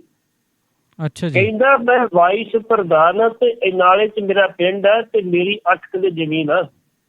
ਅੱਛਾ ਜੀ। ਹੁਣ ਮੇਰਾ ਜਿਹੜਾ ਪ੍ਰਧਾਨ ਉਹਦੀ ਕਿੰਨੀ ਹੋਊਗੀ ਜੀ। ਉਹ ਕਹਿੰਦਾ ਜਿੰਨੇ ਆ ਗੁਰਦੁਆਰੇ ਇਹਨਾਂ ਬਾਹਰ ਮੰਗਤੇ ਬੈਠੇ ਉਹ ਸਾਡੇ ਕੰਟਰੋਲ ਦੇ ਵਿੱਚ ਨੇ। ਅੱਛਾ ਜੀ। ਇਹਨਾਂ ਦੇ ਵਿੱਚ ਬਾਹਰੋਂ ਆ ਕੇ ਮੰਗਤਾ ਸਾਡੀ ਪਰਮਿਸ਼ਨ ਬਗੈਰ ਨਹੀਂ ਬੈਠ ਸਕਦਾ। ਜਿੰਨਾ ਕਿ ਉਹਦੀ ਰਜਿਸਟ੍ਰੇਸ਼ਨ ਹੁੰਦੀ ਉਹਦੀ ਬਕਾਇਦਾ ਰਜਿਸਟ੍ਰੇਸ਼ਨ ਫੀਸ ਰੱਖੀ ਅਸੀਂ ਪੈਣੀ ਤੇਰੀ ਰਜਿਸਟ੍ਰੇਸ਼ਨ ਫੀਸ ਹੋਊਗੀ। ਅੱਛਾ ਜੀ, ਇਹਨਾਂ ਸਿਸਟਮ ਖੜਾ ਕੀਤਾ ਹੋਇਆ ਆਪਣਾ ਹੀ ਸਿਸਟਮ ਖੜਾ ਕੀਤਾ। ਅਸੀਂ ਜਾਣਾ ਬਾਬੇ ਸ਼ਹੀਦਾਂ ਦੇ ਗੁਰਦੁਆਰੇ ਉੱਤੇ ਮੰਗਤਿਆਂ ਦੀ ਇੱਕ ਲਾਈਨ ਲੱਗੀ ਹੁੰਦੀ ਜੀ। ਫਾਰ ਐਗਜ਼ਾਮਪਲ ਕਿਸੇ ਨੇ 5 ਕੰਬਲ ਦੇਣੇ ਸੀ, ਉਹਨੇ ਪਹਿਲੇ 5 ਨੂੰ ਦਿੱਤੇ, ਬਾਕੀ ਰਹਿ ਗਏ। ਜੀ। ਕੋਈ ਮੰਗਤਾ ਉੱਠ ਕੇ ਖੋਲ ਨਹੀਂ ਗਿਆ, ਕੁਛ ਨਹੀਂ ਕੀਤਾ ਉਹਨੇ, ਸਾਰੇ ਬੈਠੇ ਨੇ। ਜੀ। ਮੈਂ ਉਹਨੂੰ ਪੁੱਛਿਆ, ਮੈਂ ਕਿਹਾ ਯਾਰ ਬਾਬੇ ਸ਼ਹੀਦਾਂ ਦੇ ਬਾਅਦ ਤੇ ਵੇਖਣਾ ਮੇਰੀ ਬੜਾ ਹੈਰਾਨ ਸੀ। ਮੈਂ ਵੀ 5 ਦਾ ਸਬਰ ਵੇਖ ਲਓ ਕਿੰਨਾ ਵੀ 5 ਬੰਦੇ ਨੂੰ ਕੰਬਲ ਦੇ ਕੇ ਗਿਆ ਕੋਈ, ਤੇ ਬਾਕੀ ਚੁੱਪ ਕੇ ਬੈਠੇ ਨੇ, ਕੋਈ ਲਿਆ ਨਹੀਂ। ਕਹਿੰਦਾ ਹਿੱਲੂਗਾ ਕਿਉਂ? ਜੀ। ਉਹ 5 ਜਿਹੜੇ ਉਹ ਸ਼ਾਮ ਨੂੰ ਸਾਡੀ ਯੂਨੀਅਨ ਚੋਣੇ ਉਹ ਵੇਚ ਕੇ ਸਾਰਿਆਂ ਦੇ ਬਰਾਬਰ ਦਾ ਸਭ ਨੇ ਜਾਣਾ ਬਗੈਰ ਵੀ ਕਰੀ ਦੇ ਪੈਸੇ ਬਣਦੇ। ਜੀ। ਫੇਰ ਮੈਂ ਕਿਹਾ ਜੀ ਜੇ ਕੋਈ ਗਲਤੀ ਕਰ ਲੇ, ਕਹਿੰਦਾ ਫਿਰ ਉਹਦੀ ਉਸ ਵੇਲੇ ਉਸ ਗੁਰਦੁਆਰੇ ਬਦਲੀ ਕਰ ਦਿੱਤੀ, ਇੱਥੇ ਆਉਂਦਾ ਹੀ ਕੋਈ ਨਹੀਂ। ਅੱਛਾ ਜੀ, ਟ੍ਰਾਂਸਫਰਸ ਵੀ ਹੁੰਦੀਆਂ ਨੇ। ਹਾਂ, ਜੇ ਬਦਲੀ ਰਕਾਉਣੀ ਹੈ ਫਿਰ ਕੀ ਕਰਨਾ ਪੈਂਦਾ? ਉਹ ਕਹਿੰਦਾ ਫਿਰ ਸਾਡੀ ਕੋਈ ਸੇਵਾ ਪਾਣੀ ਕਰੇ ਤੇ ਫਿਰ ਬਦਲੀ ਰੋਕ ਦੇਗੀ। ਅੱਛਾ ਜੀ। ਗੱਲਾਂ ਤਾਂ ਉਹਨੇ ਕੀਤੀਆਂ, ਜਮਾ ਨਹੀਂ ਕਲਾਮੀ, ਆਪਾਂ ਕੁਛ ਨਹੀਂ ਰੋਟ, ਕੁਛ ਨਹੀਂ ਕੀਤਾ। ਅਗਲੇ ਦਿਨ ਸਟੋਰੀ ਬਣਾਈ ਤੇ ਮੰਗ, ਹਾਂ ਉਹਨੇ ਜੋ ਪ੍ਰਧਾਨਗੀ ਚੋਣ ਹੁੰਦੀ ਹੈ ਜੀ, ਉਹ ਕਹਿੰਦਾ ਸਾਡੀ ਪ੍ਰਧਾਨਗੀ ਦੀ ਚੋਣ ਦੇ ਵਿੱਚ ਉਤਰਾ ਹੀ ਦਾਰੂ ਦੇ ਵਰਤਾਈ ਜਾਂਦੀ ਜੇ ਬਾਕੀ ਆਮ ਚੋਣ ਤੇ ਵਰਤਾਈ ਜਾਂਦੀ। ਅੱਛਾ ਜੀ। ਪੂਰੀ ਦਾਰੂ ਦੇ ਪੇਟੀਆਂ ਹੁੰਦੀਆਂ, ਉੱਥੇ ਸਾਰੇ ਮੰਗਤੇ ਛਪੀ ਜਾਂਦੀਆਂ, ਪੀ ਜਾਂਦੀਆਂ। ਜਿੱਥੇ ਕੋਈ ਲੰਮੇ ਤੋਂ ਉੱਥੇ ਜਾ ਕੇ ਫੜ ਪੈਦਲ ਆ ਜਾਏ, ਕੋਈ ਗੱਲ ਨਹੀਂ, ਮੇਰੀ ਪੱਕੀ ਕਰ ਜੀ। ਉਦੋਂ ਮੈਂ ਸਟੋਰੀ ਲਾਈ ਸੀ। ਅੱਛਾ ਜੀ। ਮੰਗਤਿਆਂ ਦੇ ਪ੍ਰਧਾਨ ਦੀ ਚੋਣ ਤੇ ਦਾਰੂ ਦੇ ਖੁੱਲੇ ਗਏ ਜੀ। ਉਹਦੇ ਵਿੱਚ ਸਰਦਾਰ ਬਿਆਨ ਸਿੰਘ ਜਦੋਂ ਮੁੱਖ ਮੰਤਰੀ ਸੀ, ਉਹਨਾਂ ਫਿਰ ਐਸਐਸਪੀ ਅੰਮ੍ਰਿਤਸਰ ਤੇ ਡੀਸੀ ਅੰਮ੍ਰਿਤਸਰ ਨੂੰ ਕਿਹਾ ਸੀ ਕਿ ਇਹਨਾਂ ਦਾ ਕੋਈ ਇਲਾਜ ਕਰੋ। ਜੀ। ਉਹਨਾਂ ਨੇ ਫਿਰ ਉਹ ਮੰਗਤੇ ਚੁੱਕ ਕੇ ਕਿਸੇ ਫੈਕਟਰੀ ਚ ਲਾਏ ਵੀ ਕਿਸੇ ਨੂੰ 1500 ਮਿਲ ਜਾਏ, ਕਿਸੇ ਨੂੰ 2000 ਮਿਲਦਾ ਵੀ ਲੌਜ ਤੁਸੀਂ ਇੱਥੇ ਫੈਕਟਰੀ ਚਲਾ ਲਓ। ਜੀ। ਉਹਨਾਂ 15-20 ਦਿਨ ਲਾਏ, ਮੁੜ ਕੇ ਫਿਰ ਉੱਥੇ ਹੀ ਆ ਗਏ ਜਿਹੜੇ ਬੱਚੇ ਸੀ। ਜੀ। ਉਹ ਪ੍ਰਧਾਨ ਮੈਨੂੰ ਫਿਰ ਦਰਬਾਰ ਸਾਹਿਬ ਮਿਲ ਗਿਆ। ਮੈਂ ਕਿਹਾ ਯਾਰ ਉਹ ਤੇ ਗੱਲ ਫਿਰ ਉਦੋਂ ਪੈ ਗਿਆ ਨਾ, ਪੈਣਾ ਹੀ ਆ। ਉੱਥੇ ਤੇ ਮਿਲਦੇ 50 ਰੁਪਏ ਦਿਹਾੜੀ, ਇੱਥੇ ਮਿਲਦਾ 500 ਰੁਪਇਆ, ਕਿਉਂ ਨਾ ਇੱਥੇ ਹੋਣਗੇ। ਅੱਛਾ ਜੀ। ਉਦੋਂ ਬਾਅਦ ਫਿਰ ਕਾਹਨ ਸਿੰਘ ਬੰਨੂ ਜਦੋਂ ਆਏ, ਉਹਨਾਂ ਨੇ ਰਹਿਣ ਬਸੇਰਾ ਬਣਾਇਆ ਸੀ ਤੇ ਇੱਕ ਹੌਸਪੀਟਲ ਬੰਦ ਹੋਇਆ ਸਰਕਾਰੀ, ਉੱਥੇ ਰਹਿਣ ਬਸੇਰਾ ਬਣਾਇਆ ਸੀ। ਉਹਦੇ ਕੁਛ ਬੰਦੇ ਗਏ ਸੀ ਜੀ, ਉਹ ਵੀ ਜਿਹੜੇ ਬਿਲਕੁਲ ਵਿਦ, ਜਿਹੜੇ ਕੁਛ ਨਹੀਂ ਕਰ ਸਕਦੇ, ਜਿਹੜੇ ਬਾਕੀ ਜਿਹੜੇ ਫੜ ਕੇ ਖੜਦੇ ਸੀ ਉਹ ਫਿਰ ਭੱਜ ਕੇ ਆ ਜਾਂਦੇ ਜੀ। ਇਸ ਕਰਕੇ ਸਾਡੇ ਬਹੁਤ ਸਾਰੇ ਮਹਿਕਮੇ ਜਿਹੜੇ ਆ ਨਾ ਉਹ ਇਸ ਤਰ੍ਹਾਂ ਹੀ ਖਾਈ ਪੀ ਜਾਂਦੇ ਆ, ਇੱਦਾਂ ਹੀ ਲੁੱਟੀ ਜਾਂਦੇ ਆ। ਬੱਚੇ ਅੱਜ ਵੀ ਚੁੱਕੇ ਜਾਂਦੇ ਆ, ਬੱਚਿਆਂ ਕੋਲ ਜਾ ਕੇ ਇਹੋ ਜਿਹੇ ਮੰਗਣ ਦੇ ਧੰਦੇ ਕਰਾਏ ਜਾਂਦੇ ਆ। ਵੱਡੇ ਵੱਡੇ ਲੋਕੀ ਕੋਠੀਆਂ ਪਾ ਗਏ ਬੱਚਿਆਂ ਦੇ ਸਿਰ ਤੇ, ਬੱਚੇ ਪਹਿਲੇ ਧੁੱਪ ਚ ਰਹਿੰਦੇ ਜੀ, ਸਿਰਫ ਦੋ ਫੁਲਕੇ ਛਕਣ ਵਾਸਤੇ ਜੀ। ਇਹਦੀ ਤੁਸੀਂ ਅੱਜ ਪੜਤਾਲ ਕਰਾ ਲਓ, ਬਹੁਤ ਸਾਰੇ ਗੈਂਗ ਫੜੇ ਜਾਣਗੇ, ਲੇਕਿਨ ਫੜੇ ਕੋਲ ਤੇ ਇੱਥੇ ਵੀ ਚੱਲ ਸਕਦਾ। ਜੀ ਜੀ ਬਿਲਕੁਲ ਜੀ। ਸੋ ਖਬਰਾਂ ਇਹ ਬਹੁਤ ਹੀ ਇੰਪੋਰਟੈਂਟ ਬਣ ਜਾਂਦੀਆਂ ਨੇ, ਜੋ ਵੀ ਤੁਸੀਂ ਤੱਤ ਸਾਡੇ ਸਾਹਮਣੇ ਲਿਆ ਰਹੇ ਹੋ।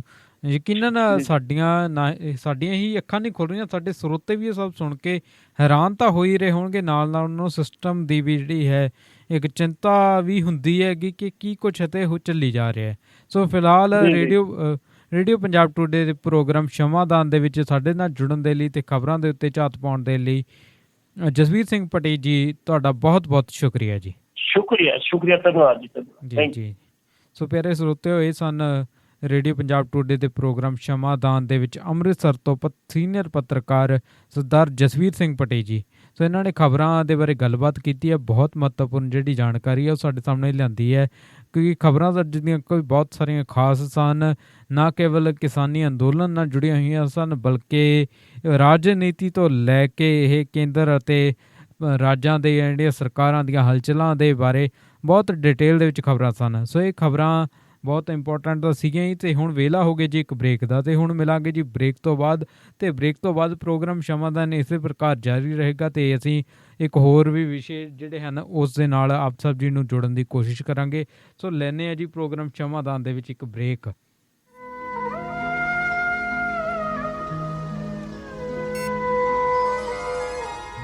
ਸ਼ਮਾਦਾਨ